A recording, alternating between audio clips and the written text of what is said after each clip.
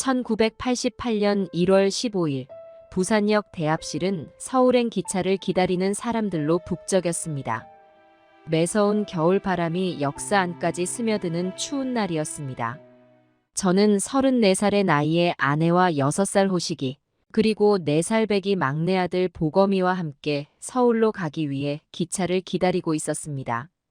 부산에서 운영하던 작은 철공소가 잘 되어 이제는 서울로 사업을 확장하려는 참이었습니다. 아내는 서울 가는 것을 반대했지만 저는 아이들에게 더 나은 교육 환경을 만들어주고 싶었습니다. 여보, 정말 서울에서 잘 살 수 있을까요? 아내가 불안한 목소리로 물었습니다. 걱정하지 마. 내가 책임질게. 서울에서 더 큰 가게도 내고 아이들 좋은 학교도 보내고. 저는 아내의 손을 꼭 잡아주었습니다. 보검아, 추운데 목도리 다시 매줄까? 보검이가 해맑게 웃으며 고개를 끄덕였습니다. 빨간 목도리는 보검이의 4번째 생일 선물이었습니다. 아내가 밤새 떠준 목도리였는데 보검이는 그 목도리를 무척 아꼈습니다. 잠잘 때도 놓지 않으려 했고 어디를 가든 늘 목에 두르고 다녔습니다. 우리 보검이 감기 들면 안 되지? 목도리를 매주며 보검이의 볼을 살짝 꼬집어 주었습니다. 아빠, 나도 목도리 매줘. 호식이가 떼를 썼습니다. 호식이도 매줄까? 우리 호식이도 추웠구나. 호식이의 목도리를 매주는데 갑자기 마음이 찡해졌습니다. 이제 6살인데도 제법 의젓한 우리 호식이. 동생 보검이를 항상 잘 챙기고 엄마 아빠 말씀도 잘 듣는 착한 아이였습니다. 아버지, 화장실 다녀올게요. 호식이가 말했습니다. 조심히 갔다 와라. 아내는 짐을 지키고 있었고 저는 보검이의 손을 잡고 서 있었습니다. 따뜻한 아들의 손이 제 손 안에서 움직였습니다. 아빠, 풍선 사주세요. 보검이가 역사 입구에서 풍선을 파는 아저씨를 가리켰습니다. 알록달록한 풍선들이 춤추듯 흔들리고 있었습니다. 그래? 사줄게. 잠깐만 기다려. 지갑을 꺼내려는 순간 누군가가 제 어깨를 세게 쳤습니다. 아이고, 죄송합니다. 고개를 돌려 사과하는 사람을 바라보는 그 짧은 순간 보검이의 손이 제 손에서 풀렸습니다. 보검아! 사람들 사이로 보검이의 빨간 목도리가 보였다가 사라졌습니다. 역사 안은 설날을 앞두고 귀성객들로 더욱 붐볐습니다. 보검아! 보검아! 아내에게 달려가 짐을 부탁하고 역사 안을 뛰어다녔습니다. 화장실에서 돌아온 호식이도 함께 보검이를 찾아 헤맸습니다. 아빠, 보검이 어디 갔어요? 호식이의 목소리가 떨렸습니다. 우리 보검이 못 보셨습니까? 빨간 목도리 한 아이 못 보셨어요? 역사 안의 모든 사람에게 물어보았습니다. 누군가는 역 밖으로 나가는 아이를 봤다 했고 또 누군가는 반대편으로 걸어가는 아이를 봤다 했습니다. 시간이 갈수록 발걸음은 더욱 바빠졌습니다. 아내는 역사 안에서 오열했고 호식이는 겁에 질린 듯 저를 따라다녔습니다.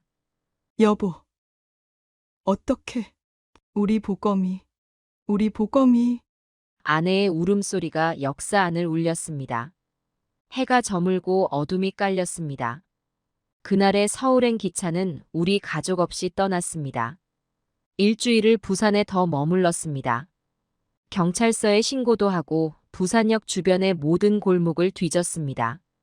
동네 전단지도 붙이고 지나가는 사람들에게 보검이 사진도 보여주었습니다. 하지만 보검이는 찾을 수 없었습니다. 아내는 매일 밤 흐느꼈고 호식이는 말수가 줄어들었습니다. 엄마, 보검이는 언제 와요? 호식이가 물을 때마다 아내는 아이를 끌어안고 울었습니다.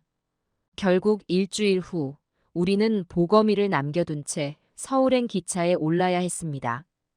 떠나기 전날 밤 보검이의 빨간 목도리가 역사 뒤편에서 발견됐습니다. 찢어진 채 반쪽만 남아 있었습니다. 보검아, 미안하다. 그 반쪽 목도리를 가슴에 안고 저는 평생 잊지 못할 눈물을 흘렸습니다. 기차가 부산역을 떠나는 순간 저는 맹세했습니다. 반드시 보검이를 찾아내리라고.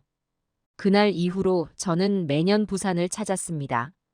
명절이면 꼭 부산역에 들러 보검이를 찾았고 근처 고아원들도 모두 방문했습니다. 세월이 흘러 머리카락이 하얗게 변할 때까지 그 반쪽 목도리를 가슴에 품은 채로 지금도 저는 그날의 기억이 선명합니다. 보검이의 작은 손이 제 손에서 빠져나가던 그 순간, 아들의 빨간 목도리가 사람들 사이로 사라지던 그 순간, 그리고 아내와 호식이의 눈물, 그 모든 것들이 지난 36년 동안 단 하루도 잊은 적이 없습니다. 1988년 2월 서울역에 도착한 우리 가족은 을지로 근처 작은 월세 집에서 새 삶을 시작했습니다. 아내는 말이 없어졌고 호식이는 밤마다 악몽에 시달렸습니다. 엄마, 오늘도 보검이가 꿈에 나왔어요. 아침마다 호식이가 말했습니다. 우리 호식이가 보검이를 많이 보고 싶구나. 아내는 아들을 꼭 안아주었지만 눈물은 참지 못했습니다. 저는 낮에는 철공소를 운영하고 밤이면 인근 파출소들을 찾아다녔습니다. 혹시나 보검이의 소식이 있을까 하는 마음에 부산으로 내려가는 막차도 자주 탔습니다. 여보, 오늘도 부산에 다녀오시게요. 아내가 걱정스러운 목소리로 물었습니다. 금요일이라 사람들이 많을 테니 가봐야지. 혹시 보검이를 봤다는 사람이 있을지도 모르잖아. 매주 금요일이면 부산으로 내려갔습니다. 낮에는 일을 하고 밤이면 부산으로 가는 기차를 탔습니다. 토요일 새벽 부산역에 도착하면 바로 전단지를 돌렸습니다. 4살배기 아들을 찾습니다. 수천 장의 전단지를 돌렸지만 돌아오는 건 안타까운 시선뿐이었습니다. 그래도 포기할 수 없었습니다. 정식 씨, 이제 그만 내려오시지. 부산역 파출소 순경도 저를 말렸습니다. 아니에요. 제 아들이 여기 있을 거예요.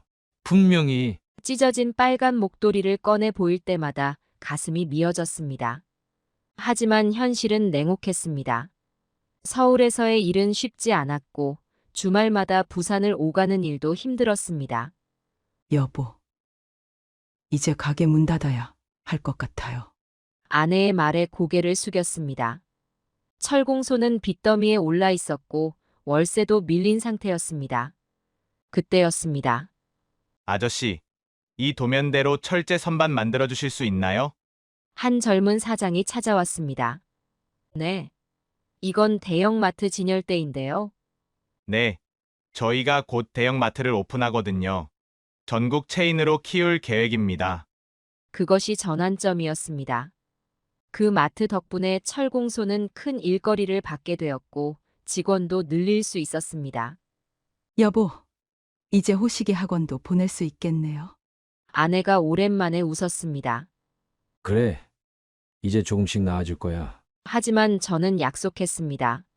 돈을 벌수록 더 열심히 보검이를 찾을 거야. 그리고 그 약속을 지켰습니다. 사업이 번창할수록 더 많은 시간과 돈을 보검이를 찾는 데 썼습니다. 전국의 고아원을 찾아다녔고 실종자 찾기 방송도 수없이 했습니다. 아버지, 저도 이제 찾기 방송하면 안 될까요? 중학생이 된 호식이가 말했습니다. 우리 호식이가 많이 컸구나. 아들의 목소리가 떨리는 게 보였습니다. 그렇게 세월이 흘러갔습니다. 호식이는 의대에 진학해 졸업했고 철공소는 중소기업으로 성장했습니다. 아버지, 제가 이제 병원 차릴 수 있을 것 같아요. 호식이의 얼굴에는 자신감이 넘쳤습니다. 그래. 너가 하고 싶은 대로 해라. 아들을 위해 모아둔 돈을 모두 내어주었습니다. 우리 호식이가 훌륭한 의사가 됐구나. 아내의 얼굴에도 기쁨이 가득했습니다. 하지만 저는 늘 가슴 한켠이 비어 있었습니다. 호식이가 성공할 때마다 보검이를 생각했습니다. 우리 보검이는 지금 어디서 무얼 하고 있을까? 밥은 잘 먹고 있을까? 아프지는 않을까? 해가 바뀔 때마다 보검이의 나이를 계산했습니다. 20살이 되었을 때, 30살이 되었을 때, 상상 속에서 보검이의 얼굴을 그려보곤 했습니다. 여보, 오늘도 부산에 다녀오시나요? 이제는 아내도 말리지 않았습니다. 찢어진 빨간 목도리를 가슴에 품은 채 저는 오늘도 부산행 기차에 올랐습니다. 36년이 지난 지금도 매달 한 번씩은 꼭 부산을 찾습니다. 이제는 주름진 손으로 전단지를 돌립니다. 하지만 포기하지 않습니다. 언젠가는 반드시 우리 보검이를 찾을 수 있을 거라 믿습니다. 2018년 봄, 창 밖으로 벚꽃이 흩날리던 날이었습니다. 아내는 친정 어머니가 편찮으시다는 연락을 받고 시골에 다녀오겠다고 했습니다. 아내는 평소처럼 제 와이셔츠에 먼지를 털어주었습니다. 그래, 조심히 다녀와. 보검이 사진도 가져갈게요. 시골에서 누구 만나면 또 물어볼 테니. 30년이 넘도록 아내는 항상 보검이 사진을 가방에 넣고 다녔습니다. 그게 아내와 나눈 마지막 대화였습니다. 그날 밤 한 통의 전화가 왔습니다. 김정식 씨 되십니까? 네, 누구시죠? 교통사고가 났는데 병원으로 와주셔야 할 것 같습니다. 천안으로 가는 시외버스가 중앙선을 넘어온 화물차와 충돌했다고 했습니다. 아내는 그 자리에서 세상을 떠났습니다. 엄마, 엄마, 호식이가 영안실에서 오열했습니다. 저는 눈물조차 나지 않았습니다.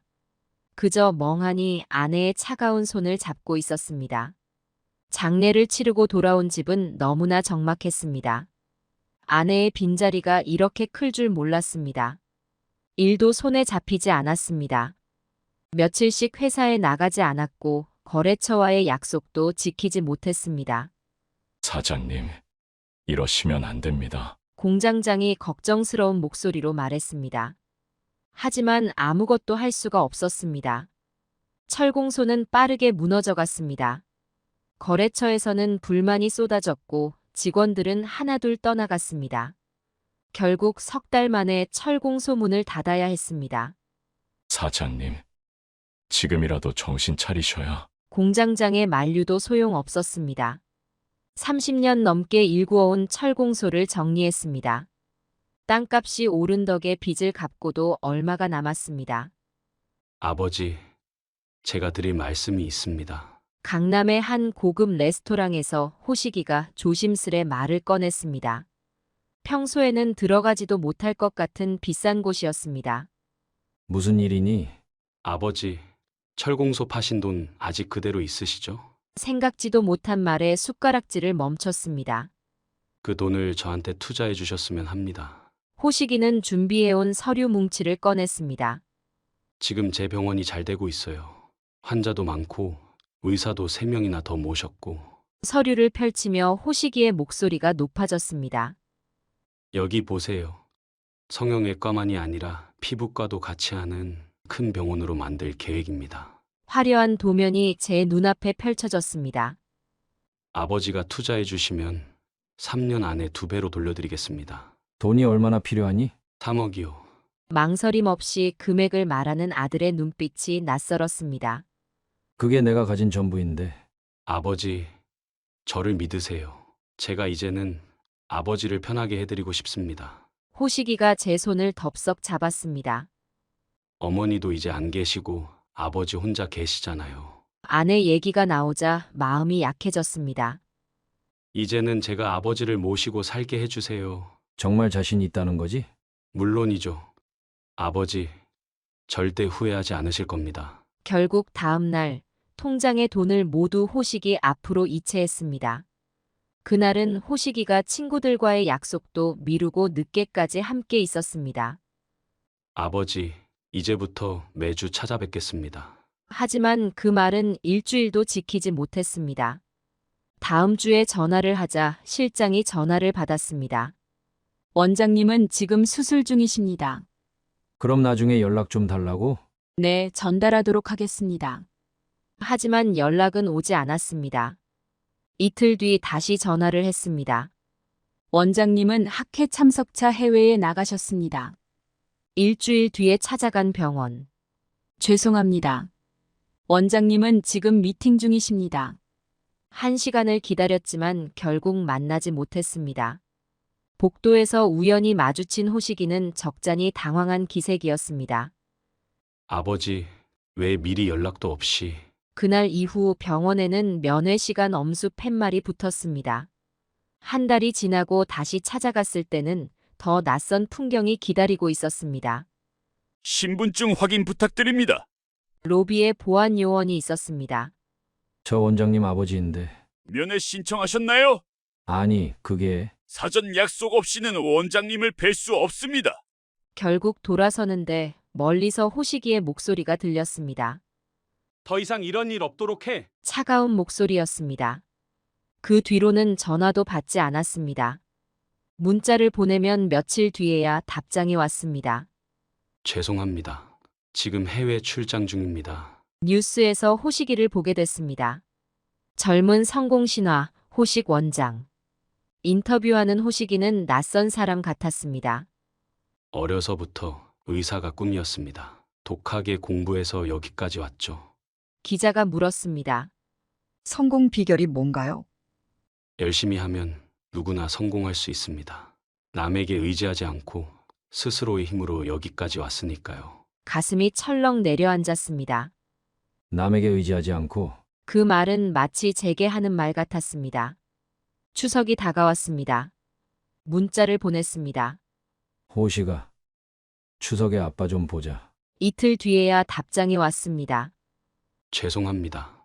이번 추석은 해외 의료봉사 가 있어서.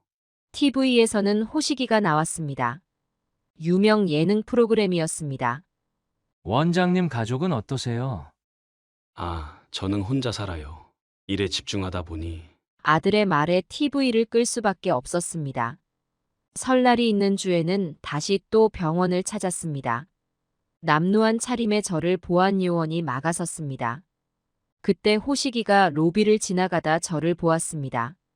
그런데 저분 누구시죠? 보안 요원에게 물었습니다. 모르겠습니다. 원장님 아버지라고 하시는데. 난 아버지 없습니다. 내보내세요. 차갑게 등을 돌리는 아들의 뒷모습이 낯설었습니다. 그렇게 아들에게 버림받았습니다. 이제 제게 남은 건 고시원 방 하나뿐입니다. 창문도 없는 좁은 방에서 매일 밤 천장을 바라봅니다. 삶이 이렇게 달라질 수 있다는 게 신기할 따름입니다. 한 달 전만 해도 제법 넓은 전셋집에 살았는데 이제는 고시원 방값도 겨우 감당하는 신세가 되었습니다. 아침이면 아파트 경비실로 출근합니다. 쓰레기를 줍고 낙엽을 쓸고 주차 관리를 합니다. 가끔 입주민들이 커피를 건넵니다. 경비 아저씨, 추운데 따뜻한 거 드세요. 그럴 때마다 마음이 복잡해집니다. 한때는 저도 누군가에게 커피를 건네는 사람이었는데 이제는 커피를 받는 사람이 되었습니다. 인생이란 게 참 무상합니다. 며칠 전에는 큰 충격을 받았습니다. TV를 보다가 우연히 호식이가 나오는 다큐멘터리를 보게 되었습니다. 자수성가 신화, 호식 원장의 성공 스토리. 호식이는 카메라 앞에서 당당하게 말했습니다. 자신이 얼마나 열심히 공부했는지, 얼마나 힘들게 여기까지 왔는지. 그리고 마지막에 덧붙였습니다. 저는 누구의 도움도 없이 여기까지 왔습니다. 그 말을 듣는 순간 가슴이 무너져 내렸습니다. 제가 30년간 일구었던 철공소를 팔아 마련한 돈으로 병원을 키웠다는 걸 호식이는 깨끗이 지워버렸습니다. 더 가슴 아픈 건 아들이 거짓말을 하는 걸 보면서도 아무 말도 할 수 없다는 겁니다. 말을 한다 한들 누가 경비원 말을 믿어주겠습니까? 요즘은 출근길에 호식이 병원 앞을 지나갑니다. 일부러 멀리 돌아가는 길이지만 그래도 발걸음이 그쪽으로 향합니다.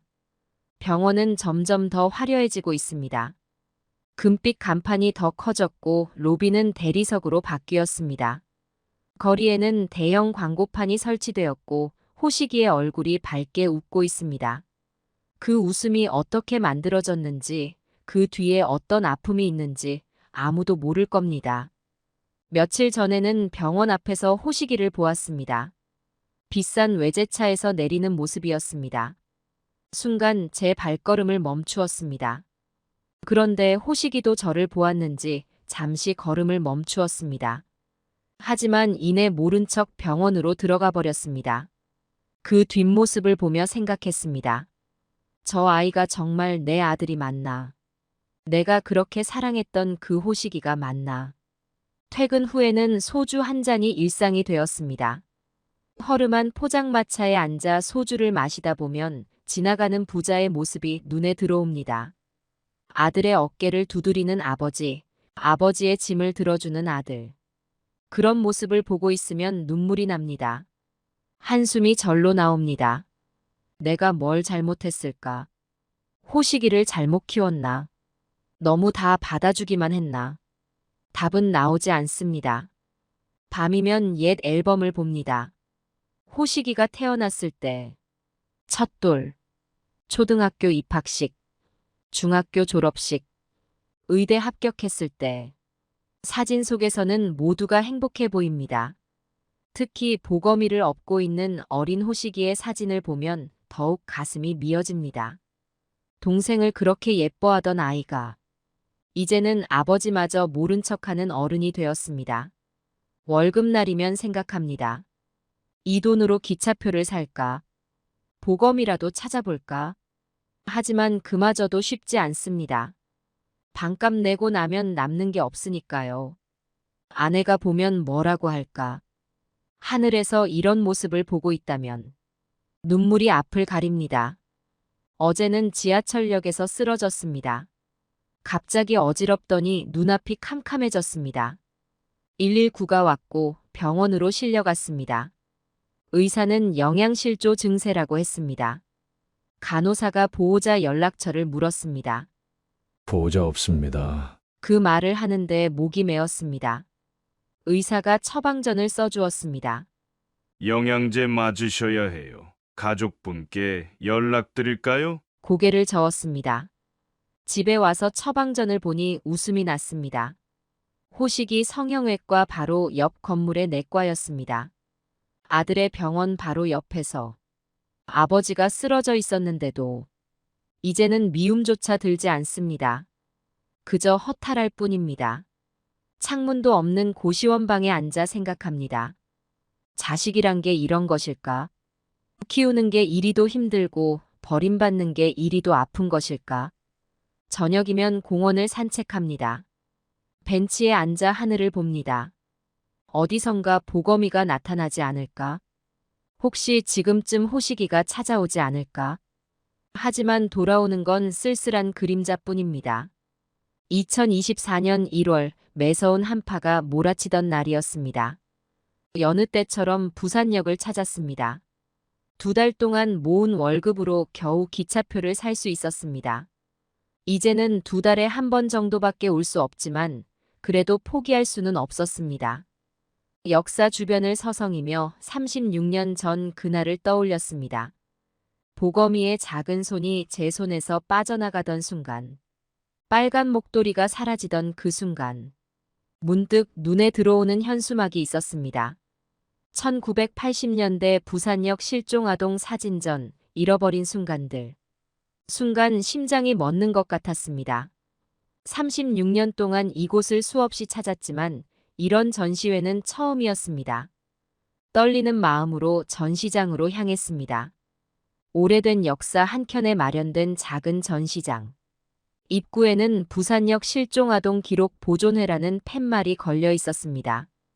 전시장 안으로 들어서자 낡은 흑백 사진들이 벽면 가득 걸려 있었습니다. 80년대 부산역의 모습이 고스란히 담겨 있었습니다. 당시의 풍경이 생생했습니다. 복잡한 역사 안에서 아이를 부르는 부모들, 전단지를 나눠주는 절박한 모습들, 경찰과 이야기를 나누는 울부짖는 어머니들. 마치 그날의 제 모습을 보는 것 같았습니다. 한 장 한 장 사진을 보며 천천히 걸음을 옮겼습니다. 매년 부산역을 찾았지만 이렇게 그 시절의 모습을 다시 보니 가슴이 미어졌습니다. 전시된 사진마다 날짜와 상황 설명이 적혀 있었습니다. 1980년 3월 2살 배기 여자아이, 1982년 7월 4살 배기 사내아이, 1985년 12월 쌍둥이 자매. 하나하나가 가슴 아픈 사연이었습니다. 전시장 안에는 저 말고도 몇 명의 관람객이 있었습니다. 다들 조용히 사진을 보며 때로는 한숨을 쉬고 때로는 눈시울을 닦았습니다. 문득 옆에서 들려오는 대화. 그때는 이런 일이 많았나 봐요. 지금은 상상도 할 수 없는 일이죠. 그들은 모를 것입니다. 지금도 이렇게 아이를 찾아 헤매는 부모가 있다는 걸. 천천히 걸음을 옮기며 사진을 보고 있었습니다. 그러다 문득 심장이 멎는 것 같았습니다. 1988년 1월 15일이라고 적힌 사진. 빨간 목도리를 한 아이의 모습. 다리가 휘청거렸습니다. 눈앞이 흐려졌습니다. 보검이. 분명 보검이었습니다. 까만 눈동자, 조그만 콧날, 조금은 큰 귓바퀴. 그리고 그 빨간 목도리. 아내가 밤새 떠준 그 목도리. 지금도 반쪽이 제 가슴에 품어져 있는 그 목도리. 벽에 기대어 서야 했습니다. 그렇지 않았다면 그 자리에서 주저앉았을 것 같았습니다.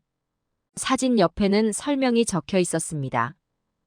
1988년 1월 부산역에서 발견된 미아. 당시 추정 나이 4세. 영도구의 안만석, 이순자 부부가 임시보호 후 입양. 글자가 흔들렸습니다. 눈물이 앞을 가렸기 때문입니다. 손이 떨려왔습니다.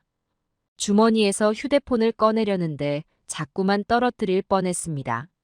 36년 만에 첫 단서. 떨리는 손으로 휴대폰 카메라를 켰습니다. 사진을 찍으려는 그 순간. 할아버지, 혹시 이 사진에 관심이 있으신가요? 젊은 큐레이터가 다가왔습니다. 이쪽으로 오시죠. 큐레이터는 저를 전시장 한켠의 휴게 공간으로 안내했습니다. 다리가 후들거려 겨우 의자에 앉았습니다. 물 한 잔 드시겠습니까? 고개를 끄덕였습니다. 목이 너무 말랐습니다. 큐레이터는 제게 물을 건네고 맞은편에 앉았습니다. 이 전시회는 부산의 안보검 건축가께서 후원하셨습니다. 물을 마시다 사례가 들릴 뻔했습니다. 보검이란 이름이 귀에 박혔습니다. 그분도 사실 이 부산역의 미아였다고 합니다. 젊은 큐레이터의 목소리가 계속되었습니다. 최근에 양부모님이 돌아가시면서 자신이 입양하였다는 사실을 알게 되셨대요. 가슴이 쿵쾅거렸습니다. 그래서 이렇게 부산역 실종아동들의 기록을 모으고 계십니다. 떨리는 손으로 주머니 속 물건을 꺼냈습니다. 36년 동안 한시도 떼어놓지 않았던 그것. 찢어진 빨간 목도리였습니다. 이게 목이 메어 말이 나오지 않았습니다. 할아버지, 큐레이터의 눈이 커졌습니다. 저도 이 사진의 아이를 찾고 있었습니다. 겨우 말을 이었습니다. 1988년 1월 15일. 그날 제 아들 보검이가 그날의 이야기를 하기 시작했습니다. 부산에서 서울로 이사 가려던 날. 기차를 기다리며 아들의 목도리를 매만져 주던 순간. 잠시 한눈을 판 사이 사라져버린 아들. 찢어진 채 발견된 빨간 목도리. 잠시만요. 큐레이터가 자리에서 벌떡 일어났습니다. 서둘러 전화를 걸었습니다. 선생님, 지금 당장 와주셔야 할 것 같습니다. 전화를 끄는 큐레이터의 얼굴이 상기되어 있었습니다. 혹시 그 목도리 좀 더 자세히 볼 수 있을까요? 조심스레 목도리를 건넸습니다. 이건 큐레이터의 손이 떨렸습니다. 안 선생님도 이런 목도리를 가지고 계세요. 숨이 멎는 것 같았습니다. 지금 오시는 중입니다. 조금만 기다려주세요. 시간이 얼마나 흘렀을까. 초침 소리가 귓가에 울렸습니다. 그동안 큐레이터는 제게 안보검 씨의 이야기를 들려주었습니다. 영도구의 안만석, 이순자 부부에게 입양되어 자랐다고 했습니다. 훌륭한 건축가가 되어 이제는 부산에서 제법 큰 회사를 운영한다고 했습니다. 양부모님이 돌아가시면서 입양 사실을 알게 됐다는 것. 그래서 이 전시회를 열게 됐다는 것. 모든 게 맞아떨어지는 것 같았습니다. 하지만 혹시나 하는 마음에 가슴이 조여들었습니다. 36년을 기다렸는데, 매일 밤 아들을 그리워하며 잠들었는데, 이게 정말 사실일까? 혹시 내가 너무 조급해하는 건 아닐까? 그때였습니다. 전시장 입구에서 발소리가 들려왔습니다. 누군가 급하게 걸어오는 소리. 고개를 들었습니다. 정장 차림의 중년 신사가 서 있었습니다. 그의 손에도 빨간 목도리가 들려 있었습니다. 찢어진 나머지 반쪽이었습니다. 숨이 멎는 것 같았습니다. 36년 만에 마주한 순간. 36년을 기다린 이 순간. 보검아, 정말 너구나. 시간이 멈춘 것 같았습니다. 마주보고 선 우리는 한동안 말을 잇지 못했습니다. 36년의 세월이 한순간에 무너져 내리는 그 찰나, 찢어진 빨간 목도리의 두 조각이 마침내 만났습니다. 다리에 힘이 풀려 휘청거리자 보검이가 재빨리 다가와 제 팔을 잡아주었습니다. 따뜻한 온기가 전해졌습니다. 의자에 앉아 아들의 손을 잡았습니다. 눈물이 흘렀습니다. 큐레이터의 제안으로 그날로 DNA 검사를 했고 3일 뒤 결과가 나왔습니다. 99.9999%의 부자 관계. 과학적으로도 우리는 부자였습니다. 보검이는 자신의 이야기를 들려주었습니다. 그날 부산역에서 길을 잃은 자신을 양부모가 발견했다고 했습니다. 당시 아이가 없어 입양을 고민하던 부부였답니다. 경찰서에도 신고하고 한참을 기다렸지만 끝내 부모를 찾지 못했다고 합니다. 작은 공업사를 하시던 양부님은 손재주가 좋은 분이셨습니다. 어린 보검이는 공업사에서 매일 도면을 구경했고 중학교 때부터 이미 간단한 도면을 그릴 수 있었답니다. 기계 도면을 그리다 보니 자연스레 건축에도 관심이 생겼고 사람이 사는 공간을 만들고 싶다는 꿈이 생겼다고 합니다. 양부모님은 보검이의 꿈을 전적으로 지지해 주셨습니다. 바쁜 공업사 일에도 불구하고 매일 밤 건축 공부를 도와주셨고 부산대학교 건축학과에 합격했을 때는 그 누구보다 기뻐하셨답니다. 등록금을 마련하기 위해 공업사를 담보로 대출까지 받으셨다는 이야기를 들려주는 보검이의 눈가에 눈물이 맺혔습니다. 보검이는 그 마음에 보답하고자 더욱 열심히 공부했습니다. 장학금을 놓친 적이 없었고 방학이면 아르바이트도 했답니다. 졸업 후 작은 설계사무소에 취직해서는 매일 밤늦게까지 남아 공부했고 선배들의 도면을 보며 실력을 쌓았습니다. 3년이 지났을 때 부산 시민회관 리모델링 공모전에서 최우수상을 받았습니다. 젊은 나이였지만 사람을 위한 따뜻한 건축이라는 자신만의 철학을 인정받기 시작했고 이후 도서관, 복지관, 문화센터 등 다양한 프로젝트를 맡게 되었답니다. 건물을 설계할 때마다 늘 가족을 생각했다고 합니다. 이곳에서 우리 가족이 산다면 어떨까? 아버지가 계셨다면 어떤 공간을 만들어드렸을까? 그런 생각으로 한 줄 한 줄 도면을 그렸답니다. 5년 전 마침내 자신의 건축사무소를 열었습니다. 이제는 직원이 50명이 넘는 회사로 성장했고 부산을 대표하는 건축가가 되었습니다. 하지만 입양 사실을 알게 된 뒤로 마음 한켠이 늘 허전했다고 합니다. 그때부터 친부모를 찾고 싶었지만 어디서부터 찾아야 할지 몰랐다고 합니다. 양어머님은 돌아가시기 전에 친부모를 찾아주지 못해 미안하다는 말씀을 하셨답니다. 이제는 보검이도 새 아이의 아버지가 되었습니다. 큰아이는 중학생, 둘째는 초등학생, 막내는 이제 6살이라고 했습니다. 아이를 키우며 비로소 부모의 마음을 이해하게 되었다고 합니다. 아버지, 이제는 제가 모시고 싶습니다. 그 말에 고개를 떨구었습니다. 고시원에서 경비 일을 하고 있다는 말이 차마 나오지 않았습니다. 하지만 보검이는 제 망설임을 알아챘습니다. 지금 어디 사세요? 나는 지금 아버지, 작은 고시원에서 경비 일을 하고 있단다. 철공소가 망하고 아내가 세상을 떠난 이야기를 들려주었습니다. 아직 호식이 이야기는 꺼내지 못했습니다. 해운대에 집이 있습니다. 바다가 보이는. 아니다. 난 괜찮다. 아버지, 36년을 기다리셨잖아요. 이제는 제가 아버지를 기다리게 해주세요. 그 말에 눈물이 왈칵 쏟아졌습니다. 보검이는 제 어깨를 감싸 안았습니다. 36년 만에 다시 느끼는 아들의 온기가 마치 어린 시절 제가 보검이를 안아주던 것처럼 따뜻했습니다. 찢어진 빨간 목도리의 두 조각이 하나로 이어진 것처럼 36년의 그리움도 마침내 끝이 났습니다. 해운대의 고급 아파트 단지. 45층 펜트하우스의 통유리창 너머로 드넓은 바다가 펼쳐졌습니다.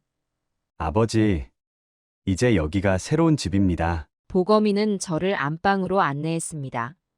방 안에서도 바다가 보였고 발코니에는 작은 정원까지 있었습니다. 이런 곳에서 산다는 게 믿기지 않았습니다. 엊그제까지만 해도 창문도 없는 고시원 방에서 지냈는데 짐이 별로 없으시네요. 작은 가방 하나가 전부였습니다. 찢어진 빨간 목도리와 낡은 옷가지들. 36년간의 제 인생이 고작 이것뿐이었습니다. 내일은 아버님 옷을 사러 가야겠습니다. 보검이의 아내가 다정하게 말했습니다. 3명의 손주들은 제 주변을 맴돌며 즐거워했습니다. 할아버지, 우리랑 같이 살아요. 할아버지, 내일 나랑 놀아줘요. 아이들의 제잘거림에 마음이 따뜻해졌습니다. 그날 밤 보검이와 둘이 테라스에 앉았습니다. 밤바다가 반짝였습니다. 아버지, 이제 제게 모든 걸 말씀해 주세요. 보검이가 위스키를 따랐습니다. 한숨이 나왔습니다. 그동안의 일들을 하나하나 이야기했습니다. 철공소가 어려워지고 아내가 세상을 떠난 일, 그리고 호식이 이야기까지. 철공소를 정리하고 3억이 남았었지. 목이 메었습니다. 그때 호식이가 찾아왔어. 병원을 확장하고 싶다며 투자해달라고 했던 일, 자신을 믿어달라며 효도하겠다고 약속했던 일. 처음에는 일주일에 한 번씩 찾아왔어. 하지만 곧 연락이 끊기고 만나주지도 않았습니다. 실장만 나오고 전화도 안 받고. 결국 모든 재산을 잃고 고시원으로 들어가게 된 일. 아파서 쓰러졌을 때도 옆 동네 병원에서 혼자 링거를 맞았던 일. 아버지, 보검이의 손이 떨리고 있었습니다. 형이 그 사람이 어떻게? 처음 보는 모습이었습니다. 늘 차분하고 이성적이던 보검이의 얼굴이 붉어졌습니다. 갑자기 탁자를 내리치는 소리가 들렸습니다. 용서할 수 없습니다. 보검이가 자리에서 벌떡 일어났습니다. 당장 찾아가겠습니다. 보검아. 어떻게 아버지를 이렇게? 보검이의 눈에서 분노가 치솟았습니다. 그 돈이면 얼마나 편하게 사실 수 있었는데. 손주들이 놀라 테라스로 달려나왔습니다. 아빠 왜 그래요? 보검이의 아내가 아이들을 다시 데리고 들어갔습니다. 내일 당장 그 병원으로 가겠습니다. 보검아, 그만하자. 안 됩니다. 그래도 너의 형이야. 형이라고요? 보검이의 목소리가 더욱 커졌습니다. 그런 사람이 무슨 형입니까? 보검아. 아버지를 그렇게 괴롭힌 사람이 그런 사람이 형이라고요? 젊은 건축가의 두 주먹이 불끈 쥐어졌습니다. 아버지가 36년 동안 저를 찾으실 때 그 사람은 뭘 했습니까? 그만. 아버지가 전 재산을 다 잃고 고시원에서 지내실 때 그 사람은 호화로운 병원을 짓고 있었단 말입니까? 밤바다에 보검이의 외침이 울렸습니다. 이제는 제가 아버지를 지키겠습니다. 보검이가 제 앞에 무릎을 꿇었습니다. 36년 전에 제가 아버지의 손을 놓쳤기 때문에 눈물이 흘렀습니다. 그래서 이런 일이 일어난 거잖습니까? 보검이의 어깨가 흔들렸습니다. 이제는 제가 아들을 끌어안았습니다. 너 잘못이 아니야. 아버지. 너가 돌아와줘서 정말 고맙다. 그날 밤 아버지와 아들은 오랫동안 서로를 붙잡고 있었습니다. 밤바다의 파도 소리가 우리의 이야기를 조용히 들어주었습니다. 다음 날 아침, 보검이는 평소와 다른 모습으로 출근 준비를 했습니다. 어디 가려고? 그 병원이요. 보검아. 걱정하지 마세요. 짙은 정장 차림의 보검이는 평소의 부드러운 모습이 아니었습니다. 이제는 제가 아버지의 아들로서 할 일을 하겠습니다. 현관문이 닫히는 소리가 평소보다 크게 들렸습니다. 보검이는 차키를 다시 제자리에 놓았습니다. 직접 가봤자 좋을 게 없습니다. 휴대폰을 꺼내 들었습니다. 성형외과 의원입니다. 원장님 바꿔주세요. 원장님은 지금 수술 중이신데 제가 누군지 꼭 전해주세요. 36년 전에 잃어버린 동생이라고. 잠시 후 호식이가 전화를 받았습니다. 네, 누구신지. 형님, 보검이의 목소리가 차가웠습니다. 아버지가 지금 제 집에 계십니다. 누구? 설마 보검이? 경비원으로 일하시던 거 아셨습니까? 그게 형님이 사기친 돈으로 병원 키우시는 동안 아버지는 고시원에서 지내셨더군요. 동생. 그때는 이제 와서 동생이라고 부르지 마세요. 보검이의 음성이 흔들렸습니다. 아버지가 아프다고 연락드렸을 때 왜 모른 척 하셨습니까? 36년 전 제가 아버지 손을 놓치는 바람에 아버지가 이런 고통을 겪으셨는데 형님은 보검이의 말이 이어졌습니다. 이제 아버지는 제가 모시겠습니다. 더 이상 연락하지 마세요. 전화가 끊어졌습니다. 그날부터 우리 가족의 새로운 일상이 시작되었습니다. 매일 아침 보검이의 아내가 건강식을 준비했고 3명의 아이들은 저마다 할아버지의 관심을 받기 위해 경쟁했습니다. 큰 손주는 학교에서 있었던 일을 이야기하고 둘째는 그림 그리는 법을 배우자며 졸라댔습니다. 막내는 그저 무릎에 앉아 재롱을 부렸습니다. 아버지, 이제 회사 고문으로 와주셨으면 좋겠습니다. 보검이가 제안했습니다. 건축 설계에는 기계 도면을 보는 눈도 필요하다며 제 경험을 살리고 싶다고 했습니다. 처음에는 사양했지만 도면을 보니 마음이 끌렸습니다. 30년 넘게 철공소를 하면서 익힌 경험이 도움이 된다고 보검이가 좋아했습니다. 아버지 덕분에 설계가 더 완벽해졌어요. 직원들도 저를 존경하며 대해주었습니다. 한 달이 지났을까? 호식이가 찾아왔습니다. 아버지. 현관 앞에서 머뭇거리고 있었습니다. 보검이가 단호하게 말했습니다. 형님, 왜 오셨습니까? 아버지께 사과드리고 싶어서. 이제 와서요? 보검이의 목소리가 싸늘했습니다. 아버지께서 경비원으로 일하실 때는 어디 계셨습니까? 보검아. 그 더러운 입으로 내 이름 부르지 마세요. 보검이가 단호하게 말했습니다. 하지만 아버지께 또 상처 주게 할 순 없습니다. 보검이는 현관으로 나갔습니다. 형님, 이제 그만 가시죠. 보검아. 나도 할 말이. 할 말씀은 다 하신 것 같은데요. 동생. 동생이라고 부르지 마세요. 보검이의 음성이 떨렸습니다. 형님은 아버지의 아들 자격을 스스로 버리셨지 않습니까? 보검아. 우리 아버지는 이제 제가 모시겠습니다. 형님은 더 이상 오지 마세요. 단호한 목소리였습니다. 문이 닫히고 호식이의 발걸음 소리가 멀어졌습니다. 돌아온 보검이의 눈가가 붉었습니다. 아버지 죄송합니다. 괜찮다. 하지만 전 용서할 수가 없습니다. 보검이는 제 손을 꼭 잡았습니다. 이제부터는 제가 아버지의 아들로서 잘하겠습니다. 그날 이후 우리 가족은 더욱 돈독해졌습니다.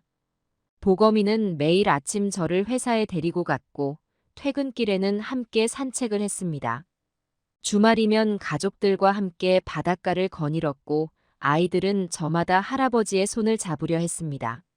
할아버지, 이거 제가 그린 거예요. 둘째가 그림을 보여주었습니다. 우리 가족이 함께 있는 모습이었습니다. 할아버지, 저는 건축가가 될 거예요. 큰 손주가 말했습니다. 아빠처럼, 할아버지처럼요. 보검이의 아내는 매일 정성스레 밥상을 차렸고 제가 좋아하는 반찬을 연구했습니다. 아버님, 이건 제가 특별히 만든 거예요. 고맙다. 말은 적었지만 마음은 따뜻했습니다. 이제는 밤마다 악몽을 꾸지 않습니다. 더 이상 찬 바닥에서 떨지 않아서가 아닙니다. 가족의 따뜻한 마음이 저를 지켜주고 있어서입니다. 세상이 달라졌습니다. 한 달 전만 해도 일반 의자도 없는 동네 의원에서 진료를 받았는데 이제는 대학병원 VIP 병실에서 검진을 받고 있었습니다. 김정식 회장님, 이쪽으로 모시겠습니다. 의사와 간호사들이 저를 회장님이라 부르며 극진히 대접했습니다. 보검이가 건축한 병원이라고 했습니다. 회장님, 평소 식사는 어떻게 하시나요? 회장님, 운동은 얼마나 하시나요? 여러 의사가 들어와 상담을 했고 정밀 검사를 했습니다. 회장님, CT실로 모시겠습니다. 회장님, MRI실로 가시겠습니다. 온갖 검사를 받았습니다. 한 달 전까지만 해도 동네 의원에서 링거 한 병 맞기도 힘들었는데 회장님께서는 피로가 많이 쌓이셨네요. 앞으로는 저희 병원에서 정기적으로 관리해 드리겠습니다. 특별 진료실에서 진료를 받고 나왔습니다. 병원 로비를 지날 때마다 직원들이 일제히 고개를 숙였습니다. 안녕하십니까, 회장님. 회장님이란 말이 아직도 낯설었습니다. 한 달에 한 번 보검이는 거액의 용돈을 건넸습니다. 아버지, 이건 회사 고문 수당입니다. 봉투를 열어보고 깜짝 놀랐습니다. 이렇게 많이. 아버지께서 키워주신 아들이 이제 효도하는 겁니다. 2천만 원. 한 달 용돈이 2천만 원이라니. 예전에는 밥값을 아끼려 분식집만 다녔는데 이제는 고급 레스토랑에서 식사를 합니다. 김정식 회장님 테이블이 준비되었습니다. 창가 자리에 앉으면 바다가 보입니다. 회장님, 오늘은 특별히 준비한 와인이 있습니다. 웨이터들이 공손히 인사를 합니다. 와인 한 병이 제가 한 달 동안 경비 일을 해서 받던 월급보다 비쌉니다. 이 와인은 1982년산 프랑스 최고급 와인입니다. 웨이터가 설명을 하지만 저는 그저 쓴 웃음만 지었습니다. 코스 요리가 하나씩 나올 때마다 긴 설명이 따릅니다. 트러플을 곁들인 완두콩 리조또입니다. 최상급 한우 안심 스테이크입니다. 예절 과일을 활용한 디저트입니다. 예전에는 3,000원짜리 국밥으로 끼니를 때웠는데 보검이의 아내가 추천한 골프장에도 다니기 시작했습니다. VIP 회원권은 5억이에요. 아버님을 우리 가족 회원으로 등록해드렸어요. 캐디들은 저를 VIP 회원님이라 부르며 모든 것을 도와주었습니다. 회원님, 오늘 스윙이 더 좋아지셨습니다. 회원님, 이쪽으로 모시겠습니다. 예전에는 꿈도 꾸지 못했던 일들이 현실이 되었습니다. 가장 놀라운 것은 사람들의 달라진 태도였습니다. 한 달 전만 해도 고시원 경비 아저씨였는데 이제는 모두가 존경하는 회장님이 되었습니다. 저 같은 사람인데 이렇게나 세상의 시선이 다르다는 것이 신기했습니다. 예전에 경비일 할 때 마주치던 사람들을 우연히 만나면 그들은 저를 알아보지 못합니다. 비싼 양복을 입고 호화로운 레스토랑에 있는 제 모습을 그들은 상상도 하지 못하는 것 같습니다. 때로는 씁쓸해지기도 합니다. 한 달 전에 저와 지금의 저는 같은 사람인데 달라진 건 단지 주머니 사정뿐인데. 하지만 보검이는 말합니다. 아버지는 원래 존경받아 마땅한 분이셨어요. 단지 세상이 그걸 몰랐을 뿐이죠. 그 말을 들을 때마다 가슴이 뭉클해집니다. 돈이 전부가 아니라는 걸 알지만 그래도 이렇게 편하게 사는 것이 죄스럽기도 합니다. 하지만 보검이가 또 말합니다. 이제부터 시작입니다. 아버지께서 받으실 행복은 아직 많이 남았어요. 어느 날 보검이가 저를 사무실로 불렀습니다. 아버지, 제가 구상하고 있는 게 있습니다. 도면이 펼쳐져 있었습니다. 이게 뭐니? 부산역 실종자 가족 찾기 재단 건물입니다. 보검이의 눈이 반짝였습니다. 우리처럼 헤어진 가족들이 많습니다. 그분들을 돕고 싶어요. 36년의 그리움과 아픔을 누구보다 잘 아는 아들이었습니다. 1층은 실종자 신고와 상담을 할 수 있는 공간으로 꾸미고 2층은 가족들이 쉴 수 있는 쉼터로, 보검이는 한 장 한 장 도면을 설명했습니다. 3층은 DNA 검사실을 만들어서 과학적인 가족 찾기를 도울 예정입니다. 건물은 부산역 앞에 세워질 예정이었습니다. 아버지께서 36년 동안 이곳을 찾아오신 것처럼 다른 분들도 이곳에서 희망을 찾았으면 좋겠습니다. 보검이의 제안에 깊이 공감했습니다. 한 달 후 재단이 문을 열었습니다. 개관식 날 많은 사람들이 찾아왔습니다. 김정식 회장님, 정말 의미 있는 일을 시작하셨습니다. 고위 공무원이 축하 인사를 건넸습니다. 아버지 이름으로 재단을 세웠습니다. 보검이가 단상에서 이야기했습니다. 36년의 기다림, 그 시간이 헛되지 않았음을 이제야 알게 되었습니다. 재단은 빠르게 성장했습니다. 많은 기업들이 후원을 자청했고 보검이는 전국에 쉼터를 짓기 시작했습니다. 서울, 대전, 대구, 광주. 전국 주요 도시마다 실종자 가족들을 위한 쉼터가 세워졌습니다. 이곳에서 쉬어가세요. 우리가 함께 찾겠습니다. 포기하지 마세요. 쉼터의 벽마다 희망의 문구가 새겨졌습니다. 보검이는 실종자들의 사연을 책으로 만들었습니다. 잃어버린 시간을 찾아서. 제 이야기가 첫 장을 장식했습니다. 아버지의 이야기가 많은 분들에게 희망이 될 거예요. 책은 베스트셀러가 되었고 곧이어 다큐멘터리도 제작되었습니다. 방송이 나간 후 기적 같은 일들이 일어나기 시작했습니다. 50년 만에 동생을 찾았습니다. 40년 전 잃어버린 언니를 찾았어요. DNA 검사로 확인했습니다. 매일같이 재회 소식이 들려왔습니다. 재단에는 전국에서 사연이 쏟아졌습니다. 저희 아들을 찾아주세요. 딸을 찾고 있습니다. 하나하나가 저의 지난날과 같은 절절한 사연이었습니다. 보검이는 밤낮 없이 일했습니다. 전국의 고아원 기록을 모으고 DNA 데이터베이스를 구축했습니다. 한 사람이라도 더 가족을 찾을 수 있도록 재단 직원들도 밤새워 일했습니다. 그들의 노력으로 매달 새로운 가족이 만나게 되었습니다. 아버지, 저희가 하는 일이 맞는 거죠? 때로 지친 목소리로 물어오는 보검이에게 말했습니다. 그래, 너가 자랑스럽구나. 재단은 이제 전국적인 기관이 되었습니다. 경찰청과도 협력하게 되었고 국가에서도 지원을 시작했습니다. 실종자 가족 찾기의 새로운 모델이 되었습니다. 언론에서도 큰 관심을 보였습니다. 그러나 보검이는 말했습니다. 이건 시작일 뿐입니다. 전국의 모든 역에 실종자 가족 쉼터를 만들겠다는 것이 그의 꿈이었습니다. 매일 아침 재단에 출근하는 일이 저의 새로운 일상이 되었습니다. 이제는 제가 다른 가족들의 이야기를 듣습니다. 그들의 아픔을 누구보다 잘 알기에 진심으로 위로할 수 있었습니다. 포기하지 마세요. 언젠가는 꼭 만날 수 있습니다. 제 말에 그들은 눈물을 흘리며 고개를 끄덕입니다. 재단의 벽에는 매일 새로운 사진이 걸립니다. 다시 만난 가족들의 행복한 모습. 그들의 미소가 저에게는 꽃처럼 아름답습니다. 인생의 꽃이란 이렇게 피어나는 것인가 봅니다. 재단 맞은편 카페. 창가에 앉은 한 남자가 건물을 바라보고 있었습니다. 호식이었습니다. 매주 이곳에 와서 재단을 지켜본다고 합니다. 보검이가 아버지를 모시고 재단으로 들어가는 모습. 함께 웃으며 이야기를 나누는 모습.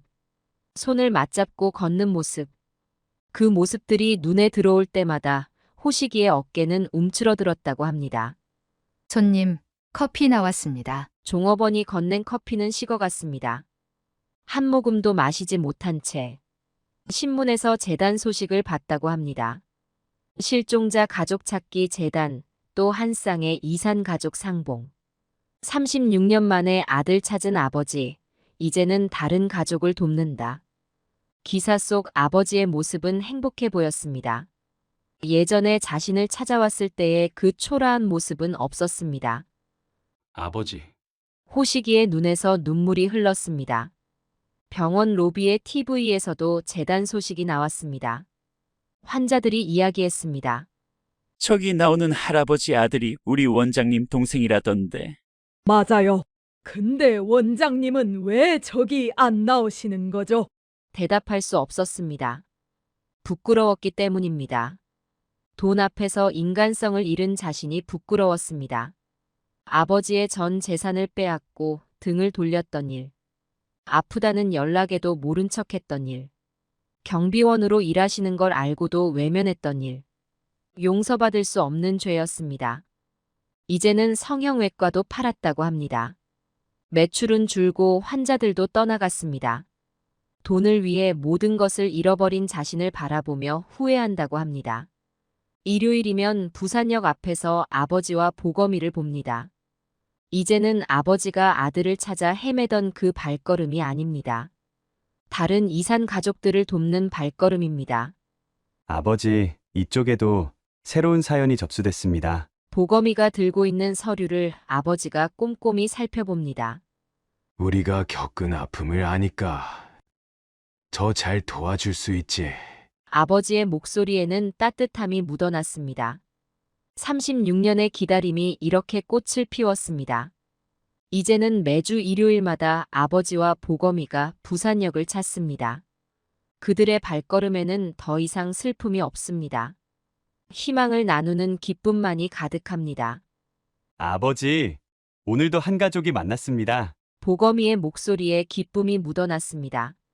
그래, 참 다행이구나. 아버지의 눈가에 미소가 어렸습니다.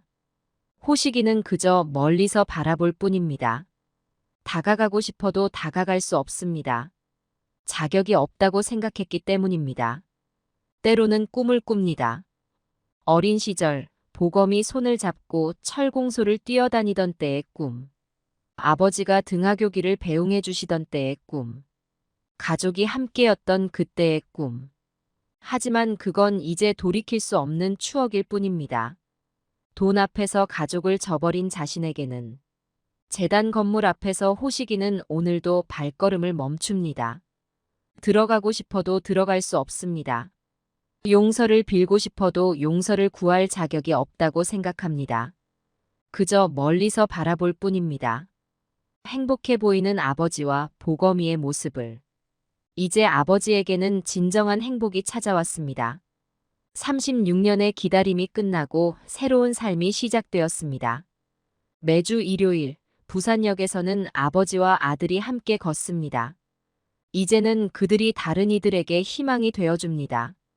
오늘도 누군가의 기다림이 끝나겠죠? 그래, 우리처럼. 부산역의 시계는 오늘도 돌아갑니다. 누군가의 기다림이 끝나기를 바라며. 안녕하세요, 여러분.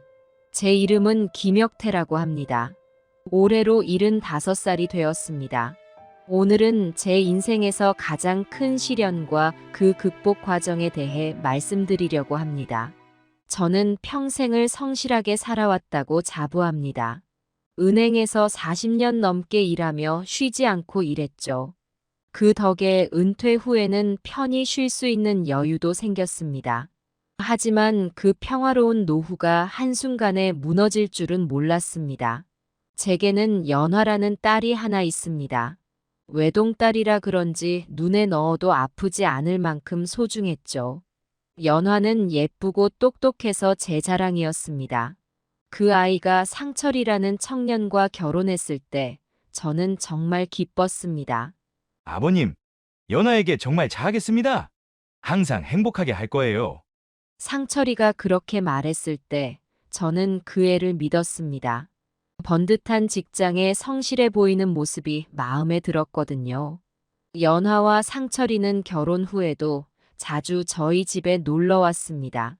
명절이면 항상 찾아와 함께 시간을 보냈고, 주말이면 종종 저희 부부를 데리고 외식도 했죠. 그럴 때마다 저는 참 행복했습니다. 아버님, 어머님, 맛있게 드세요. 상철이가 정성스럽게 음식을 골라주던 모습이 아직도 눈에 선합니다. 그리고 딸 연화가 결혼한 지 얼마 되지 않았을 무렵, 상철이가 처음으로 가족 여행을 제안한 일이 있었습니다. 그때 저는 아직 상철을 잘 모르던 시기였고, 그저 평범한 사위라고 생각하고 있었습니다. 하지만 이 여행을 계기로 상철에 대한 인식이 크게 바뀌었죠. 그야말로 세심하고 배려심이 넘치는 사람이구나 하는 생각이 들었습니다.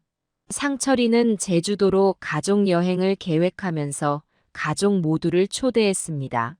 딸 연화와 저, 그리고 아내까지 모두 함께하는 가족 여행이었죠. 사실 저는 상철이가 그렇게까지 신경을 써서 계획할 줄은 몰랐습니다. 결혼한 지 얼마 되지 않았으니 신혼부부끼리만 여행을 가겠거니 했었죠. 그런데 상철이의 제안은 뜻밖이었습니다.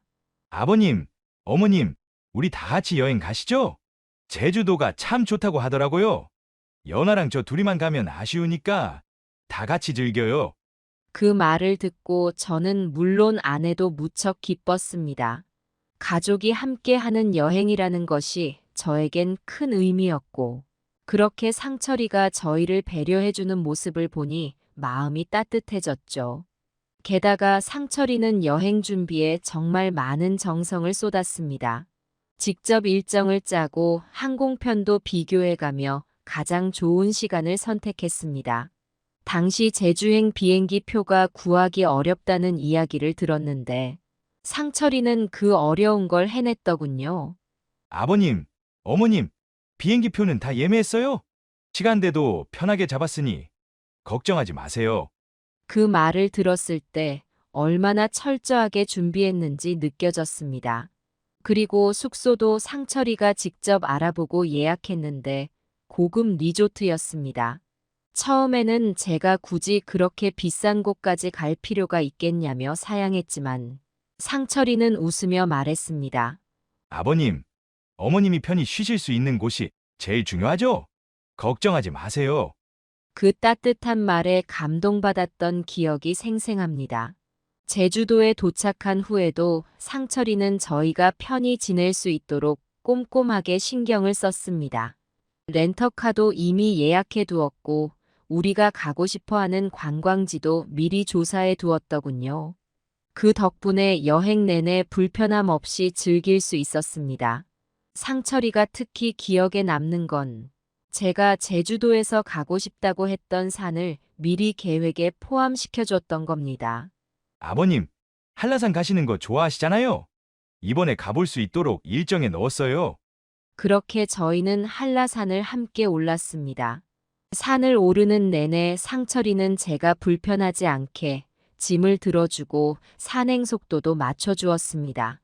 그때의 그 세심한 배려는 정말 인상 깊었고 그 순간만큼은 상철을 정말 믿을 수 있는 사람이구나 하는 생각을 했습니다. 그 여행은 우리 가족에게 큰 추억으로 남아 있습니다. 물론 그때는 몰랐죠. 나중에 일이 이렇게 될 줄은 상상도 하지 못했습니다. 상철이가 처음 우리 가족을 위해 준비한 그 여행 덕에 저는 그를 완전히 신뢰하게 되었고 딸이 좋은 남편을 만났다는 생각에 뿌듯했습니다. 하지만 그 모든 것이 결국은 상철의 계획적인 행동의 일부였을지 모른다는 생각이 들 때마다 마음이 무겁습니다. 그 여행이 상철이의 진심에서 우러나온 것이 아니라면 그 또한 그가 저를 신뢰하게 만들기 위한 하나의 수단이었을지도 모르니까요. 그리고 또 하나 기억에 남는 사건이 있습니다. 상철이가 제 생일에 준비한 선물 이야기인데요. 제가 등산을 좋아한다는 건 가족 모두 알고 있었습니다. 오래전부터 주말마다 산에 오르는 것이 저의 취미이자 건강을 유지하는 방법이었죠. 상철이도 그 사실을 잘 알고 있었고 그날 상철이는 저에게 고급 등산화를 선물로 주었습니다. 그때도 상철의 배려가 얼마나 세심한지 다시 한번 느꼈습니다. 아버님, 건강을 위해서라도 등산은 자주 하셔야 하잖아요. 그래서 좋은 등산화를 준비해봤습니다. 그렇게 말하며 상철이가 건네준 등산화를 보고 정말 감동받았습니다. 등산화는 제가 사려고 했지만 그동안 아끼느라 쉽게 지르지 못했던 것이었죠. 상철이의 그 선물 덕분에 저는 오랜만에 기분 좋게 산에 오를 수 있었습니다. 등산화는 착용감이 아주 좋았습니다. 제가 등산할 때마다 상철이가 떠오르더군요. 정말 좋은 사위를 얻었구나. 이렇게까지 챙겨주는구나. 라는 생각을 하며 그와 함께 산에 오르던 날은 아직도 잊지 못합니다. 그날은 날씨도 좋았고 산행 내내 기분이 상쾌했습니다. 상철은 제 옆에서 늘 저를 배려하면서 함께 걸어주었고 그날의 등산은 가족 간의 유대감을 느끼게 해주는 소중한 시간이었습니다. 산 정상에서 함께 사진을 찍으며 상철에게 고마운 마음을 전했습니다. 자네가 있어서 내가 이렇게 즐겁게 산을 오를 수 있어. 그때 상철의 미소는 진심으로 보였습니다. 저는 그때까지 상철을 정말 믿었고 그와의 관계가 오래도록 이렇게 좋을 것이라고 생각했습니다. 하지만 이제 와서 돌아보면 그 모든 것이 허상에 불과했던 건지도 모릅니다. 그때의 여행과 선물이 진짜 상철의 마음에서 비롯된 것이었다면 어떻게 나중에 그토록 철저히 변할 수 있었을까 하는 생각이 듭니다. 지금은 그 모든 기억들이 씁쓸한 추억으로 남아있지만 한때는 그 순간들이 제 인생에서 가장 행복한 순간 중 하나였습니다.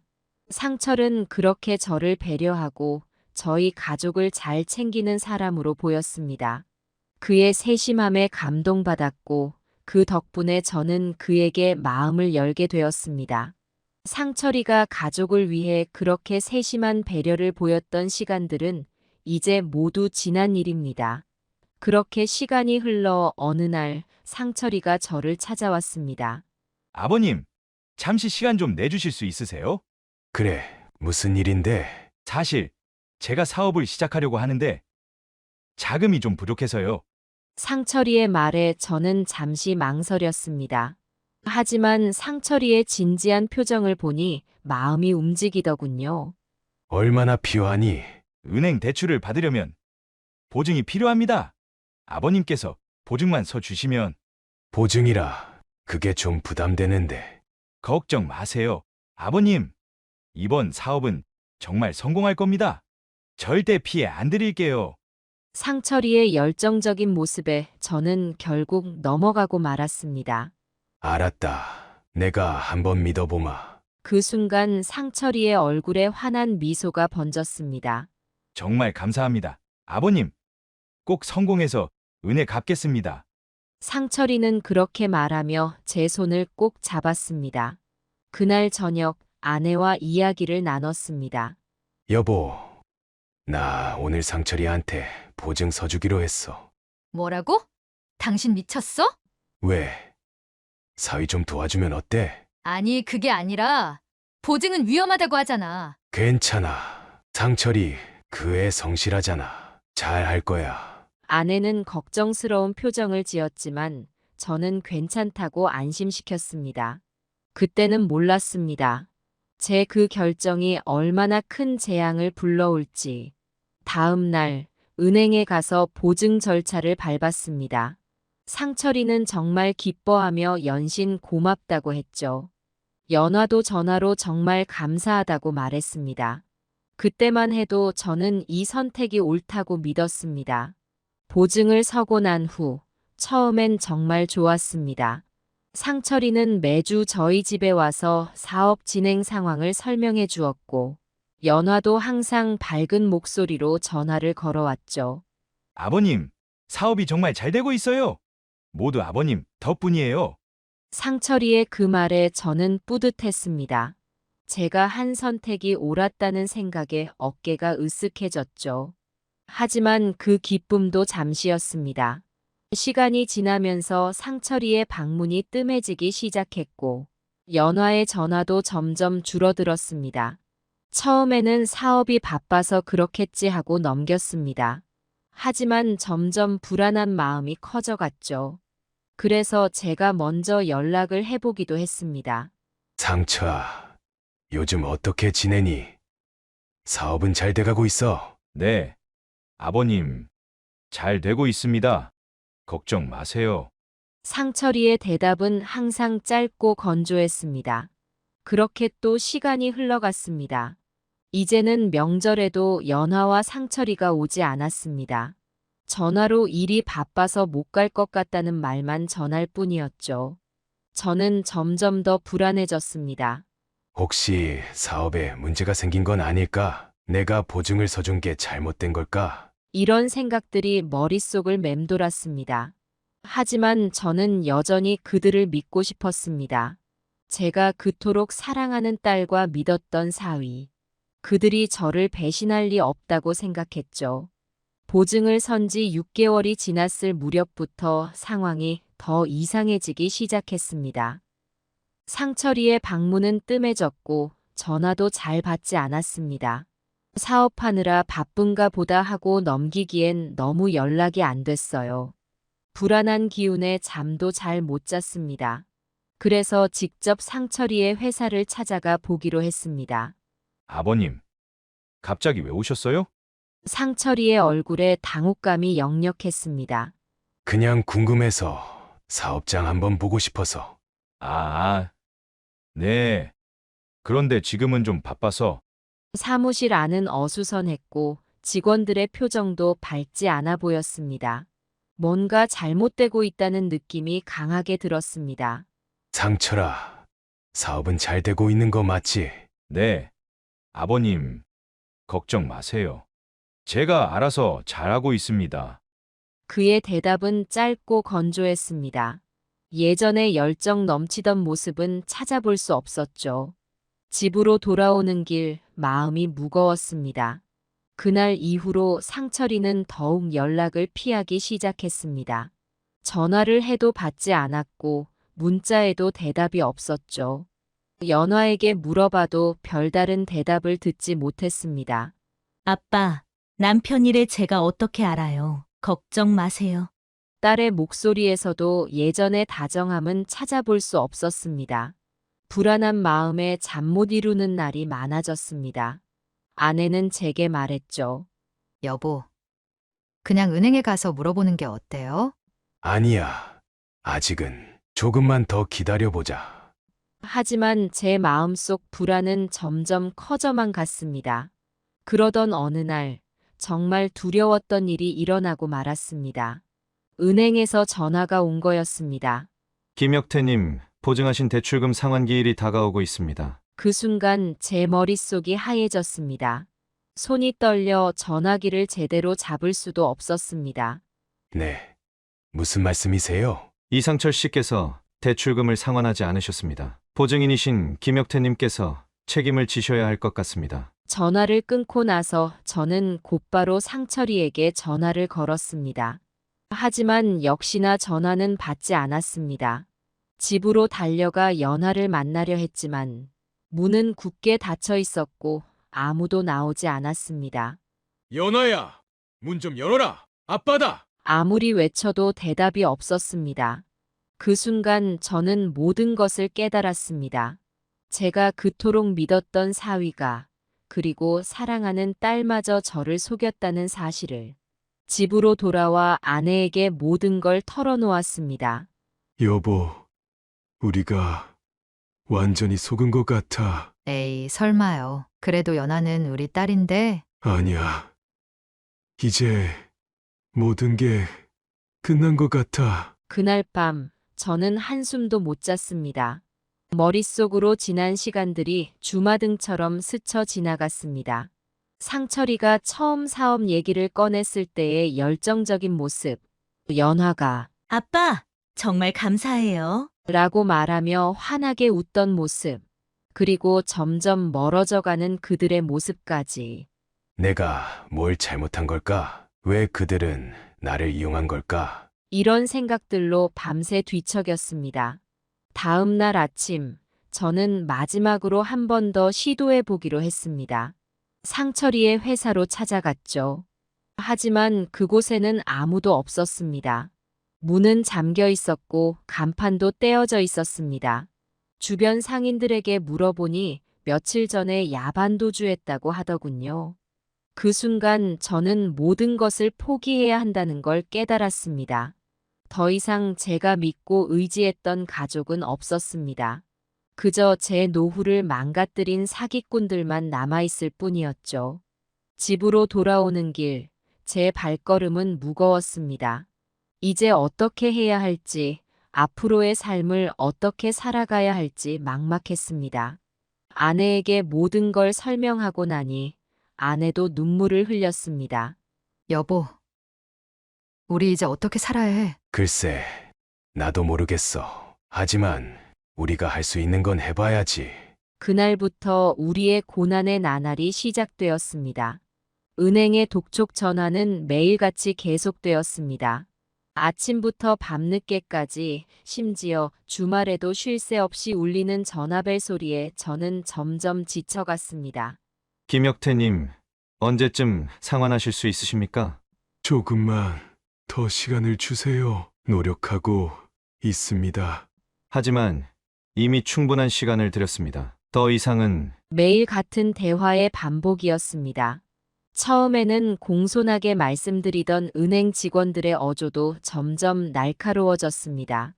결국 저는 빚을 갚기 위해 모든 재산을 정리하기로 결심했습니다. 40년 동안 모아온 전 재산을 쏟아부어야 했죠. 가장 먼저 팔아야 했던 건 우리 부부의 아파트였습니다. 30년 동안 살아온 보금자리를 떠나야 한다는 생각에 가슴이 아팠습니다. 여보, 우리가 여기서 얼마나 많은 추억을 쌓았는지 몰라요. 아내가 눈물을 흘리며 말했습니다. 나도 알아. 하지만 어쩔 수 없어. 빚을 갚아야 해. 저도 목이 메었지만 강한 척 해야 했습니다. 아파트를 팔고 작은 월세 방으로 이사했습니다. 평생 모아온 가구와 살림살이 대부분을 처분해야 했죠. 우리 부부의 인생이 담긴 물건들을 하나씩 정리할 때마다 가슴이 찢어지는 것 같았습니다. 노후를 위해 모아둔 적금과 주식도 모두 해지했습니다. 은퇴 후에 안정된 삶을 꿈꾸며 차곡차곡 모아온 돈이었는데 순식간에 사라져버렸습니다. 하지만 이 모든 노력에도 불구하고 빚은 완전히 갚기 어려웠습니다. 이자가 눈덩이처럼 불어나고 있었기 때문이죠. 그 와중에 딸 연하와 사위 상철은 여전히 무관심한 태도였습니다. 수차례 연락을 시도했지만 대부분 무응답이었고 가끔 연락이 닿아도 냉담한 반응뿐이었습니다. 어느 날 겨우 상철과 통화가 되었습니다. 상철아, 이게 무슨 일이냐? 왜 이러는 거니? 아버님, 제가 뭘 어쨌다고 그러세요? 보증 서준 것 때문에 우리가 얼마나 고생하고 있는지 알기나 하니? 아버님이 보증 서주신 건 맞지만 사업은 제 책임이 아닙니다. 이제 그만 신경 쓰십시오. 상철의 차가운 목소리에 저는 할 말을 잃었습니다. 제가 그토록 믿고 의지했던 사위가 이렇게 냉정할 줄은 몰랐습니다. 연하와도 통화를 시도했지만 그녀 역시 남편 편을 들며 더 이상 연락하지 말라고 했습니다. 아빠, 이제 그만하세요. 우리도 힘들어요. 더 이상 연락하지 마세요. 딸의 말 한마디에 저는 완전히 무너져 내렸습니다. 제가 그토록 사랑하고 아끼던 딸이 이렇게 저를 외면할 줄은 꿈에도 생각하지 못했습니다. 이 모든 상황이 저를 철저하게 무너뜨렸습니다. 평생 성실하게 살아왔다고 자부했던 제 인생이 한순간에 무너져 내리는 것 같았습니다. 잠을 이루지 못하는 날이 많아졌습니다. 밤새 천장을 바라보며 어떻게 이 상황을 헤쳐나갈 수 있을지 고민했지만 답은 보이지 않았습니다. 건강도 급격히 나빠졌습니다. 스트레스로 인해 혈압이 오르고 가슴이 답답한 증상이 자주 나타났습니다. 하지만 병원에 갈 돈조차 없었죠. 주변 사람들의 시선도 힘들었습니다. 한때 존경받던 은행 지점장이었던 제가 이제는 동네에서 수군거림의 대상이 되었습니다. 저 집딸이 사기를 쳤대. 아니, 사위가 사기꾼이래. 자식 때문에 노후 망쳤대. 불쌍해. 이런 말들이 들릴 때마다 저는 고개를 숙이고 빠르게 지나갈 수밖에 없었습니다. 친구들과의 만남도 피하게 되었습니다. 한때는 골프도 치고 등산도 함께 다녔지만 이제는 그들과 마주칠 용기조차 나지 않았습니다. 아내도 많이 지쳐 보였습니다. 항상 밝고 긍정적이던 그녀도 이제는 매일 한숨만 쉬었습니다. 여보, 우리가 뭘 그렇게 잘못 살았어? 그녀의 말에 저는 대답할 수 없었습니다. 가장 힘든 건 희망이 보이지 않는다는 것이었습니다. 젊었을 때는 어떤 어려움이 닥쳐도 언젠가는 극복할 수 있을 거라는 믿음이 있었습니다. 하지만 이제 이른이 넘은 나이에 모든 것을 잃고 나니 앞으로의 삶이 두려웠습니다. 그래도 포기할 순 없었습니다. 아내와 함께 허리띠를 졸라매고 절약하는 생활을 시작했습니다. 삼시세끼를 라면으로 해결하는 날도 많았고 난방비를 아끼려고 한겨울에도 전기장판 하나로 지내기도 했습니다. 간간히 일자리를 찾아 나섰지만 제 나이에 할 수 있는 일은 많지 않았습니다. 그래도 아파트 경비, 주차 관리 등 닥치는 대로 일했습니다. 비록 적은 돈이었지만 그래도 빚을 갚는데 조금이나마 도움이 되었습니다. 하루하루가 지옥 같았습니다. 하지만 이렇게라도 살아가야 한다는 생각에 이를 악물었습니다. 언젠가는 이 고통도 끝나겠지. 그렇게 믿으며 하루하루를 버텨나갔습니다. 친구들은 종종 저를 찾아와 위로의 말을 건네곤 했습니다. 그들이 하는 말은 따뜻했고 진심 어린 위로를 담고 있었죠. 격태야, 힘내라. 이 또한 지나갈 거야. 우리가 도와줄 수 있는 게 없을까? 그들의 말을 들을 때마다 순간적으로 마음이 풀리기도 했습니다. 오랜 세월 동안 함께 해온 친구들이었으니 저의 어려운 상황을 함께 걱정해주는 그 마음은 너무도 고맙게 느껴졌습니다. 그러나 한편으로는 그들과 마주하는 것이 점점 부끄럽고 창피해지기도 했습니다. 그들의 눈빛 속에 묻어나는 동정과 연민, 저를 향한 걱정이 고맙기는 했지만 그들의 시선을 마주하는 것이 쉽지 않았습니다. 제가 그토록 자부심을 느꼈던 인생이 이렇게 무너져버린 현실을 인정하는 것이 힘들었기 때문이었죠. 그들은 말로는 위로했지만 그 시선 속엔 저의 처지를 동정하는 감정이 짙게 배어 있었습니다. 불쌍하다는 눈빛을 받는다는 것이 제겐 무척이나 자존심을 상하게 했습니다. 제 자랑스러웠던 인생이 하루아침에 이렇게 처참히 무너졌다는 사실이 너무도 고통스러웠습니다. 어느 날 절친한 친구 병철이가 찾아왔습니다. 그는 평소에도 매우 현실적이고 신중한 사람이었고 저와는 젊을 때부터 속내를 털어놓고 이야기하던 친구였죠. 병철이는 다른 친구들과는 달리 조금 더 직설적이고 현실적인 충고를 아끼지 않는 사람이었습니다. 그래서인지 그가 찾아왔을 때 저는 그의 말을 들을 준비가 되어 있지 않았습니다. 병철이는 저를 보자마자 한숨을 내쉬며 진지한 표정으로 말했습니다. 격태야, 내가 늘 뭐라고 했었지? 보증 서는 건 절대 하지 말라고 했잖아. 그 말이 제 가슴을 찌르는 듯 했습니다. 병철이가 한 말은 정확했습니다. 그가 수년 동안 제게 경고했던 바로 그 일이 벌어졌다는 것을 부인할 수 없었으니까요.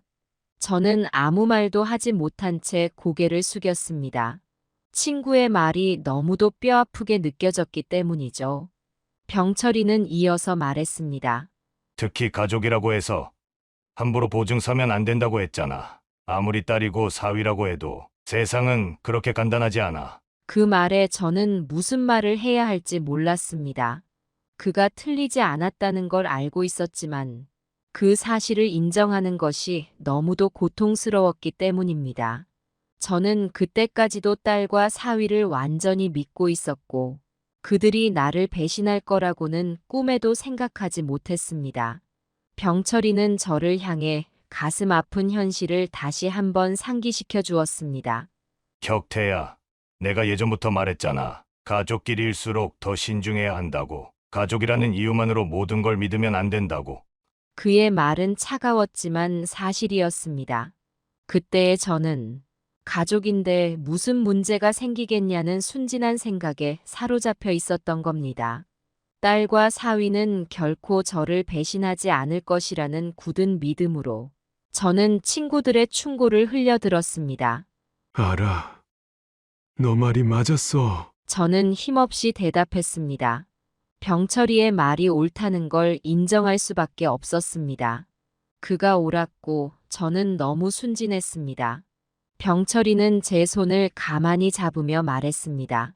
이제 와서 후회해봐야 소용없지만 그래도 앞으로 살아갈 날이 더 많잖아. 그러니 너무 절망하지 마. 그의 말은 위로였지만 제 마음은 여전히 무거웠습니다. 친구의 말에 고개를 끄덕였지만 사실 제 마음 속에는 깊은 허무감과 상처만이 남아 있었습니다. 이미 제 인생은 망가졌다는 생각이 머릿속에서 떠나지 않았고, 앞으로의 삶도 희망이 보이지 않았습니다. 다른 친구들도 종종 저를 찾아왔습니다. 그들도 하나같이 비슷한 말을 하며 저를 위로하려 했습니다. 혁태야, 넌 너무 순진했어. 가족이라도 사람은 사람인 거야. 그들의 말은 맞았지만 한편으로는 마음을 더 아프게 했습니다. 그들의 위로 속에 담긴 진실이 너무도 무거웠기 때문이죠. 또 다른 친구는 이렇게 말했습니다. 사위라고 믿었다가 큰 코 다쳤네. 요즘 세상에 누굴 믿고 보증을 서? 그의 말에 저는 가만히 고개를 떨구었습니다. 정말이지 세상은 그렇게 단순하지 않았습니다. 저 혼자만 세상을 너무 쉽게 생각하고 있었던 겁니다. 그중 한 친구는 저를 보며 이렇게 말했습니다.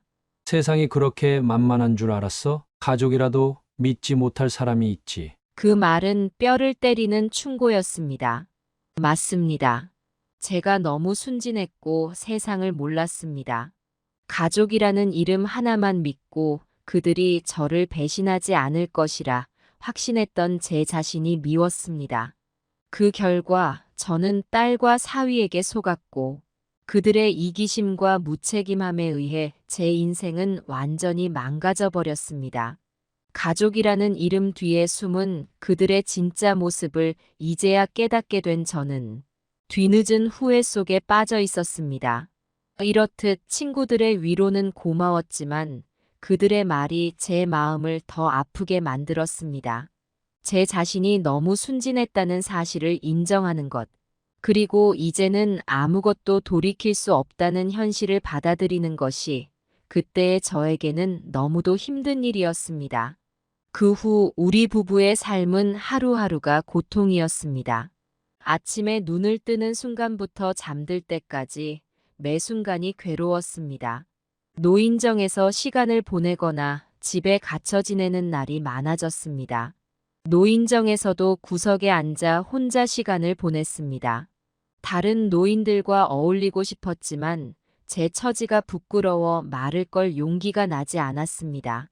김 선생, 오늘은 바둑 한 판 두시겠습니까? 가끔 누군가 말을 걸어와도 고개를 저을 뿐이었습니다.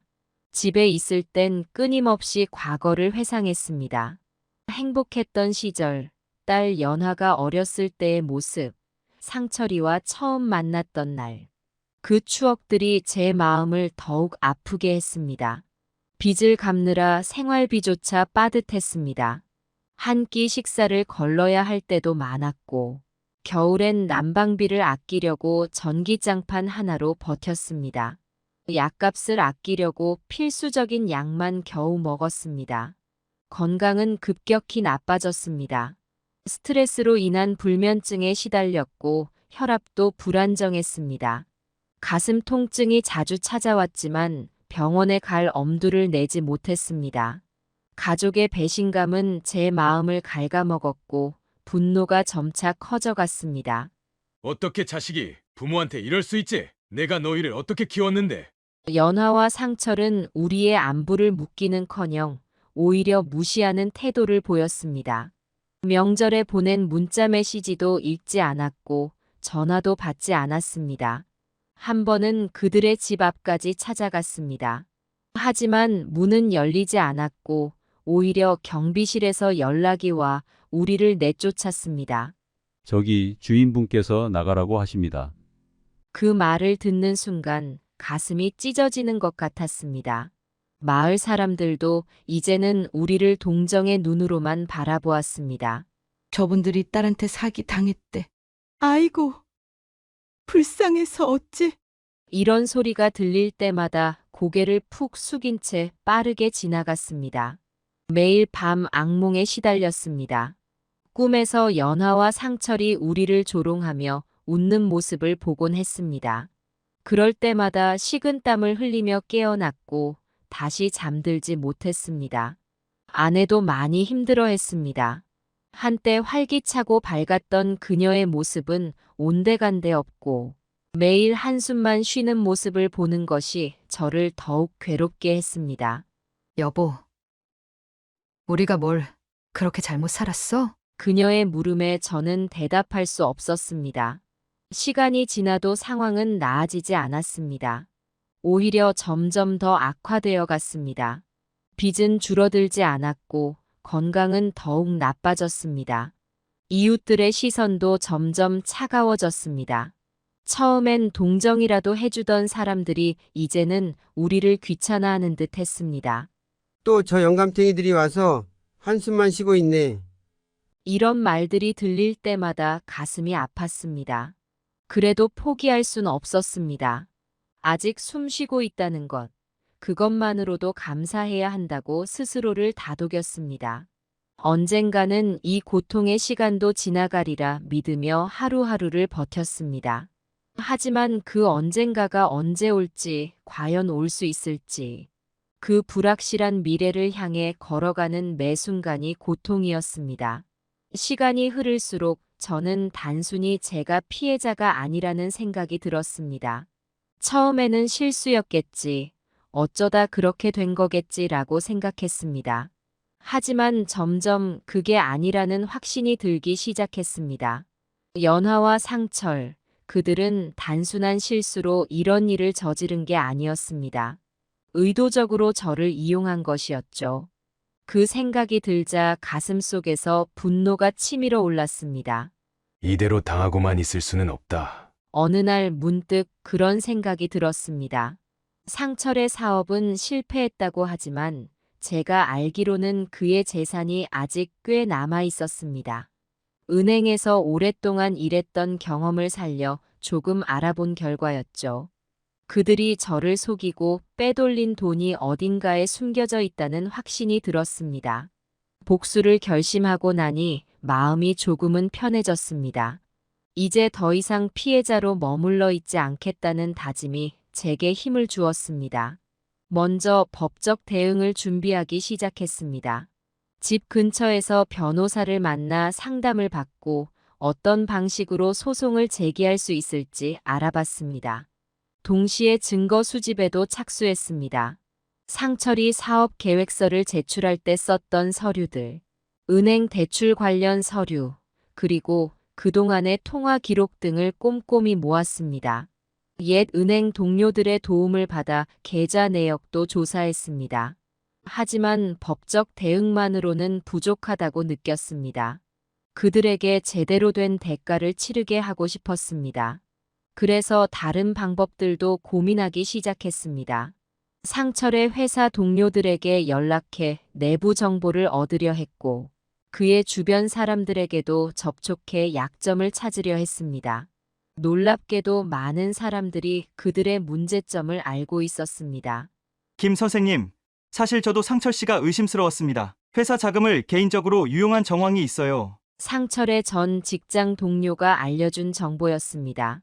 이런 정보들을 모으면서 제 마음속 분노는 더욱 커져갔습니다. 어떻게 자식이, 그것도 내 피와 살을 나눈 딸이 이럴 수 있을까? 그 배신감은 이루 말할 수 없었습니다.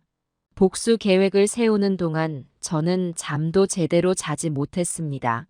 밤새 서류를 뒤지고 인터넷을 검색하며 관련 법규를 공부했죠.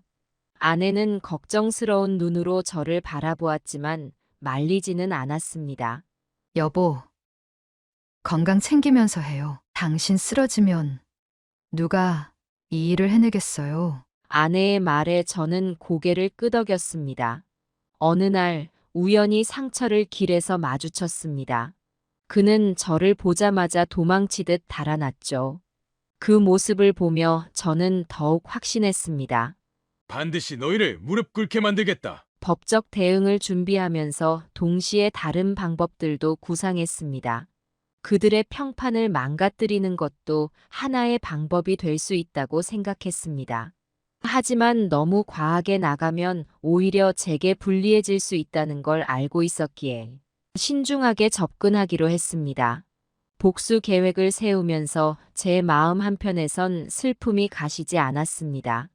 연화의 어릴 적 모습, 그 해맑던 웃음이 떠올랐거든요.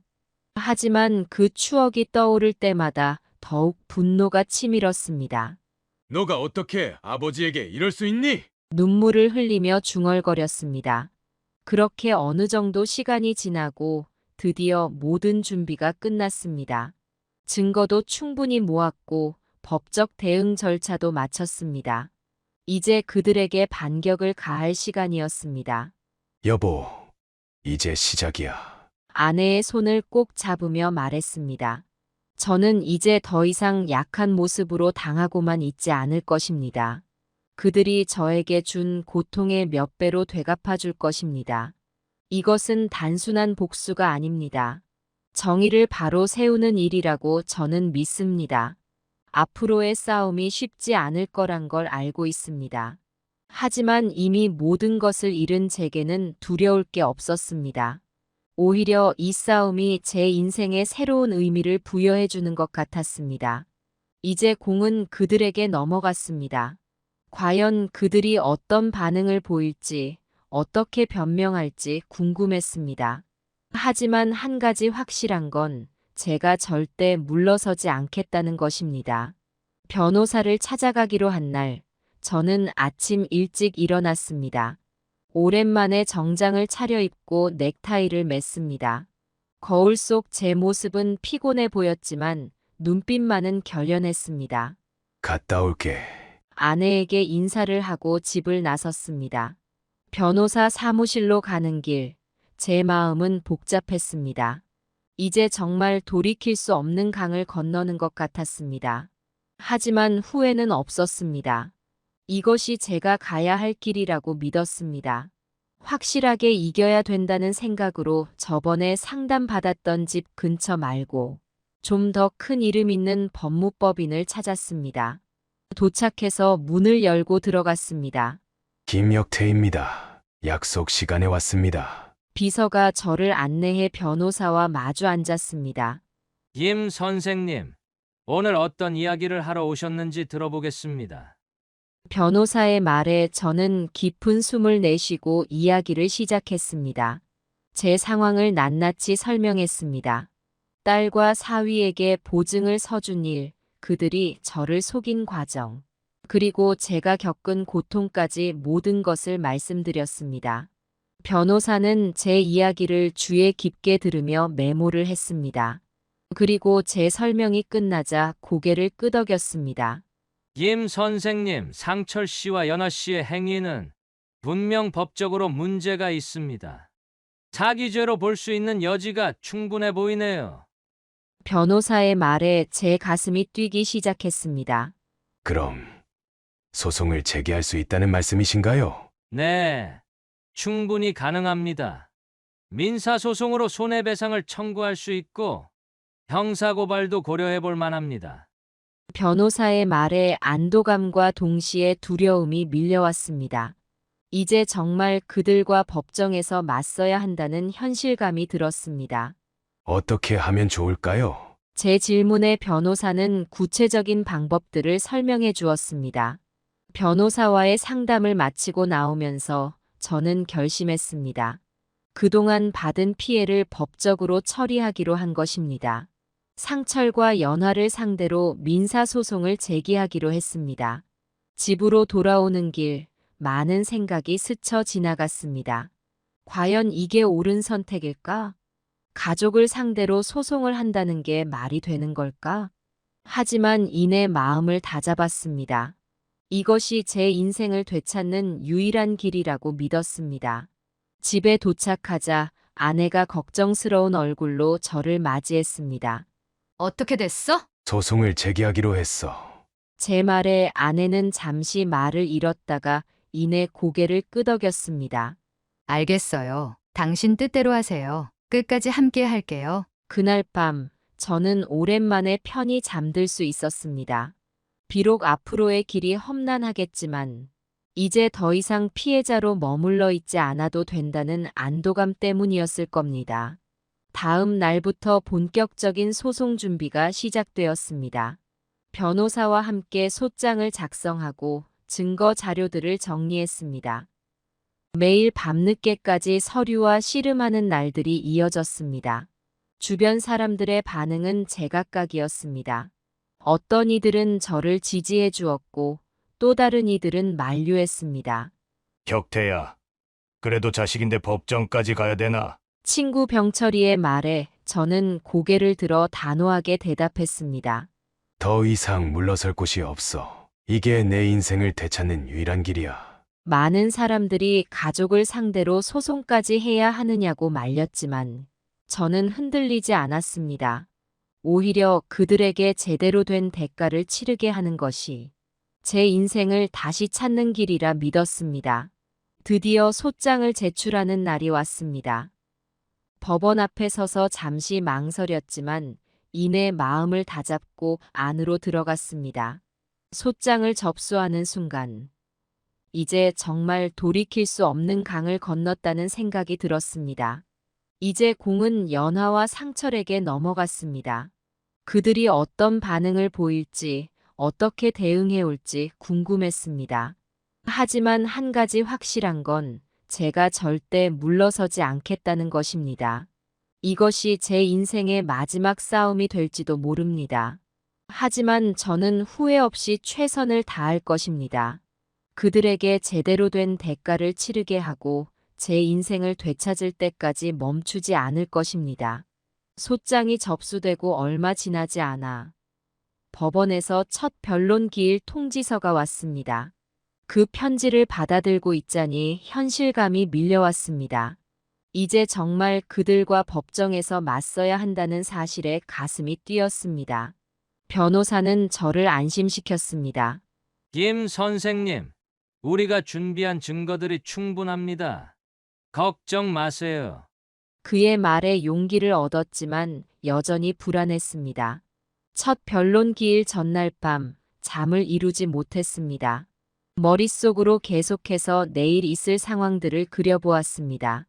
과연 법정에서 딸의 얼굴을 마주할 수 있을지, 제 마음이 흔들리지는 않을지. 아침이 밝았습니다. 아내가 조용히 제 양복을 꺼내 다려주었습니다. 힘내세요, 여보. 당신이라면 할 수 있어요. 그녀의 말에 고개를 끄덕이고 집을 나섰습니다. 법원 앞에 도착했을 때 저를 기다리고 있던 변호사가 보였습니다. 준비되셨습니까? 김 선생님? 네, 가시죠. 법정에 들어서는 순간 긴장감이 온몸을 휘감았습니다. 피고석에 앉아있는 연하와 상철을 보자 가슴이 아팠습니다. 하지만 이내 마음을 다잡았습니다. 오히려 모든 것을 밝힐 수 있다는 기대감이 컸습니다. 재판장님의 호명에 따라 저는 증인석에 섰습니다.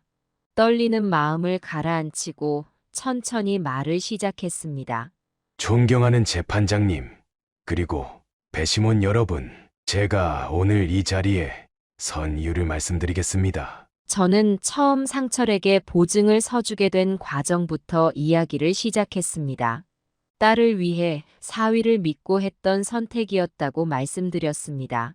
당시 저는 제 딸의 행복을 위해서라면 무엇이든 할 수 있다고 생각했습니다. 상철이 사업 자금이 필요하다고 했을 때 저는 그를 믿었고 제 전 재산을 걸고 보증을 섰습니다. 이어서 그 후 겪었던 모든 고통을 하나하나 상세히 증언했습니다. 재산을 모두 잃고 노후를 망치게 된 과정, 그리고 가장 아팠던 것은 딸과 사위의 배신이었다고 말씀드렸습니다.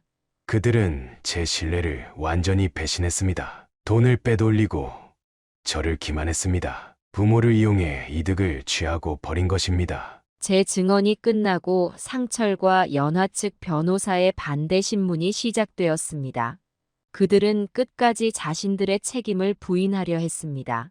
김혁태 씨, 당신은 금융 전문가 아니었습니까? 그런데 어떻게 이런 실수를 할 수 있었나요? 저는 침착하게 대답했습니다.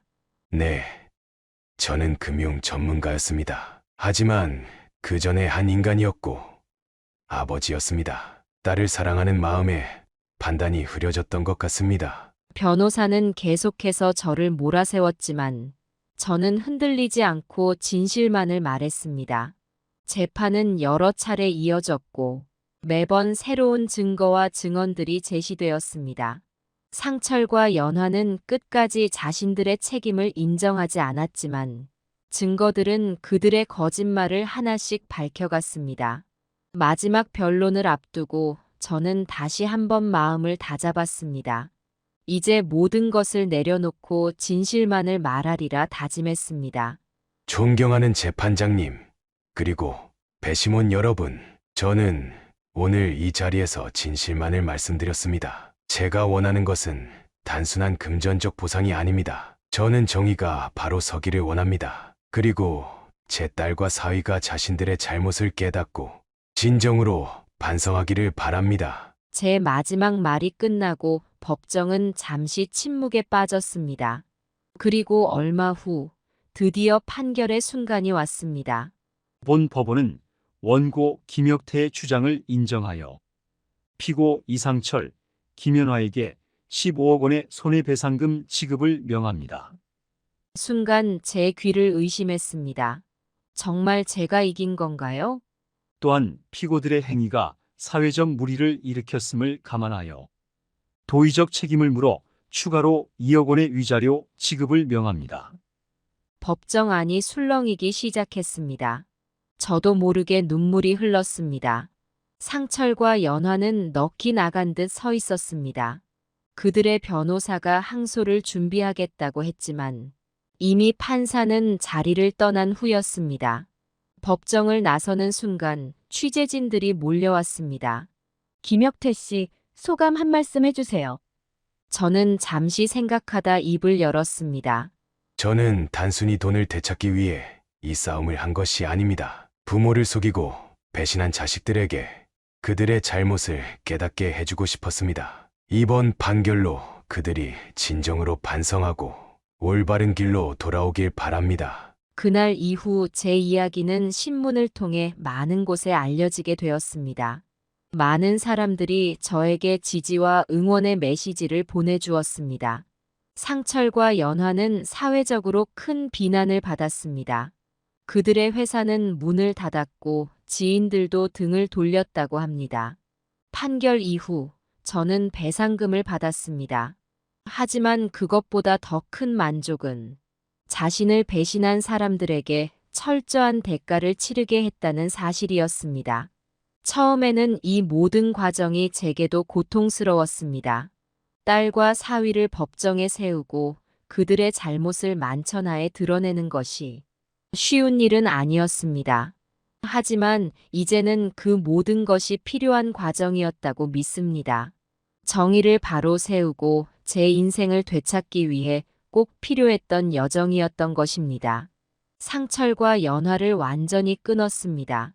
그들이 연락을 시도해왔지만 저는 응하지 않았습니다. 더 이상 그들과 어떤 관계도 맺고 싶지 않았습니다. 주변 사람들의 반응도 다양했습니다. 많은 이들이 저의 행동을 지지해 주었습니다. 혁태 씨, 정말 잘하셨어요. 그런 자식들은 확실히 처벌을 받아야 해요. 부모를 이용해 먹고 버리는 자식들 정말 문제예요. 혁태 씨 같은 분이 나서서 본보기를 보여주셔서 감사해요. 이런 말들을 들을 때마다 제가 한 선택이 옳았다는 확신이 들었습니다. 하지만 일부 사람들은 여전히 저를 이해하지 못했습니다. 그래도 피는 물보다 진한 건데 법정까지 가는 건 너무하지 않았나요? 이런 말을 들을 때면 가슴이 아팠지만 저는 제 선택을 후회하지 않았습니다. 판결 이후 저는 새로운 인생을 살아갈 힘을 얻었습니다. 더 이상 과거의 고통에 얽매이지 않고 앞으로의 삶을 계획하기 시작했습니다. 우선 건강 관리에 신경 썼습니다. 그동안 소송 스트레스로 망가졌던 몸을 추스르기 시작했죠. 운동도 시작하고 건강한 식단으로 바꾸었습니다. 또한 새로운 취미 생활도 시작했습니다. 항상 하고 싶었던 그림 그리기를 배우기 시작했고 봉사활동에도 참여하기 시작했습니다. 여보, 이제 우리 인생의 이 막을 시작하자. 아내와 함께 앞으로의 계획을 세우며 말했습니다. 그리고 저는 제 경험을 다른 사람들과 나누기로 했습니다. 마을 사람들에게도 친구들에게도 절대 가족이라고 믿고 함부로 보증 서주지 말라고 조언했습니다. 가족이라고 해서 무조건 믿으면 안 됩니다. 신중하게 판단하고 법적인 부분도 잘 알아보세요. 저처럼 인생 말년에 이런 고통을 겪지 않으려면 말이죠.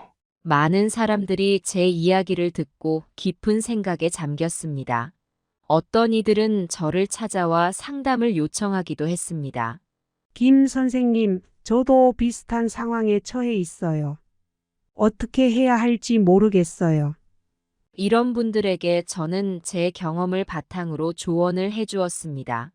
그들이 저처럼 고통받지 않기를 바라는 마음에서였죠. 시간이 지나면서 저는 점점 더 평온해졌습니다.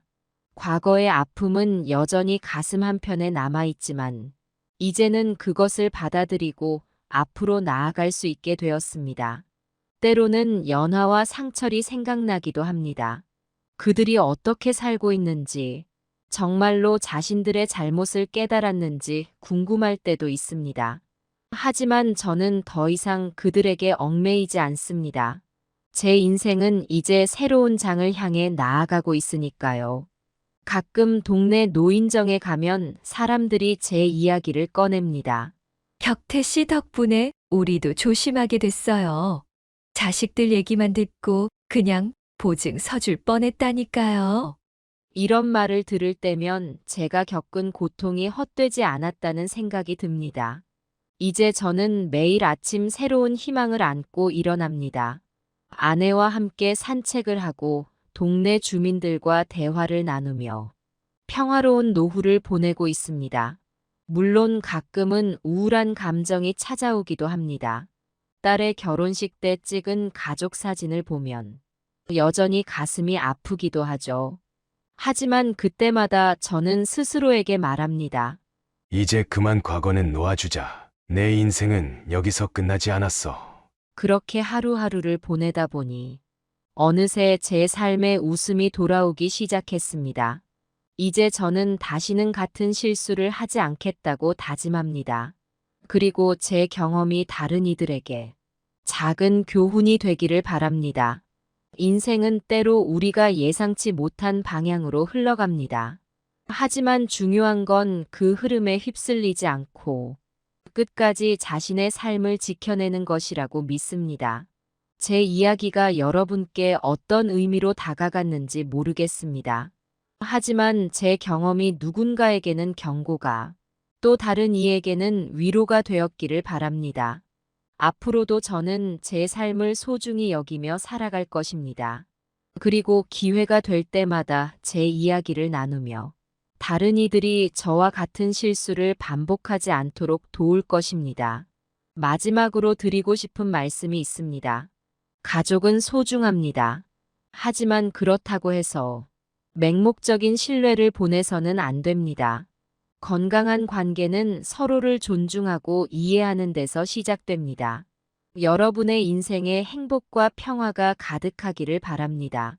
그리고 언제나 자신을 믿고 앞으로 나아가시기 바랍니다. 감사합니다. 이렇게 제 이야기를 써보며 저는 다시 한번 제 삶을 되돌아보게 됩니다. 힘들었던 순간들, 절망했던 시간들. 하지만 그 모든 것을 이겨내고 지금 여기에 서 있는 제 모습이 자랑스럽습니다. 앞으로도 많은 도전과 시련이 있겠지만 이제는 그것들을 두려워하지 않습니다. 제 안에 있는 강인함을 믿기 때문입니다. 여러분도 자신의 삶에서 어려움을 겪고 계신다면 절대 포기하지 마세요. 언제나 희망은 존재합니다. 그리고 그 희망을 믿고 나아갈 때 우리는 어떤 역경도 이겨낼 수 있을 것입니다. 다시 한번 제 이야기에 귀 기울여 주셔서 감사합니다. 여러분의 앞날에 행운이 가득하기를 바랍니다.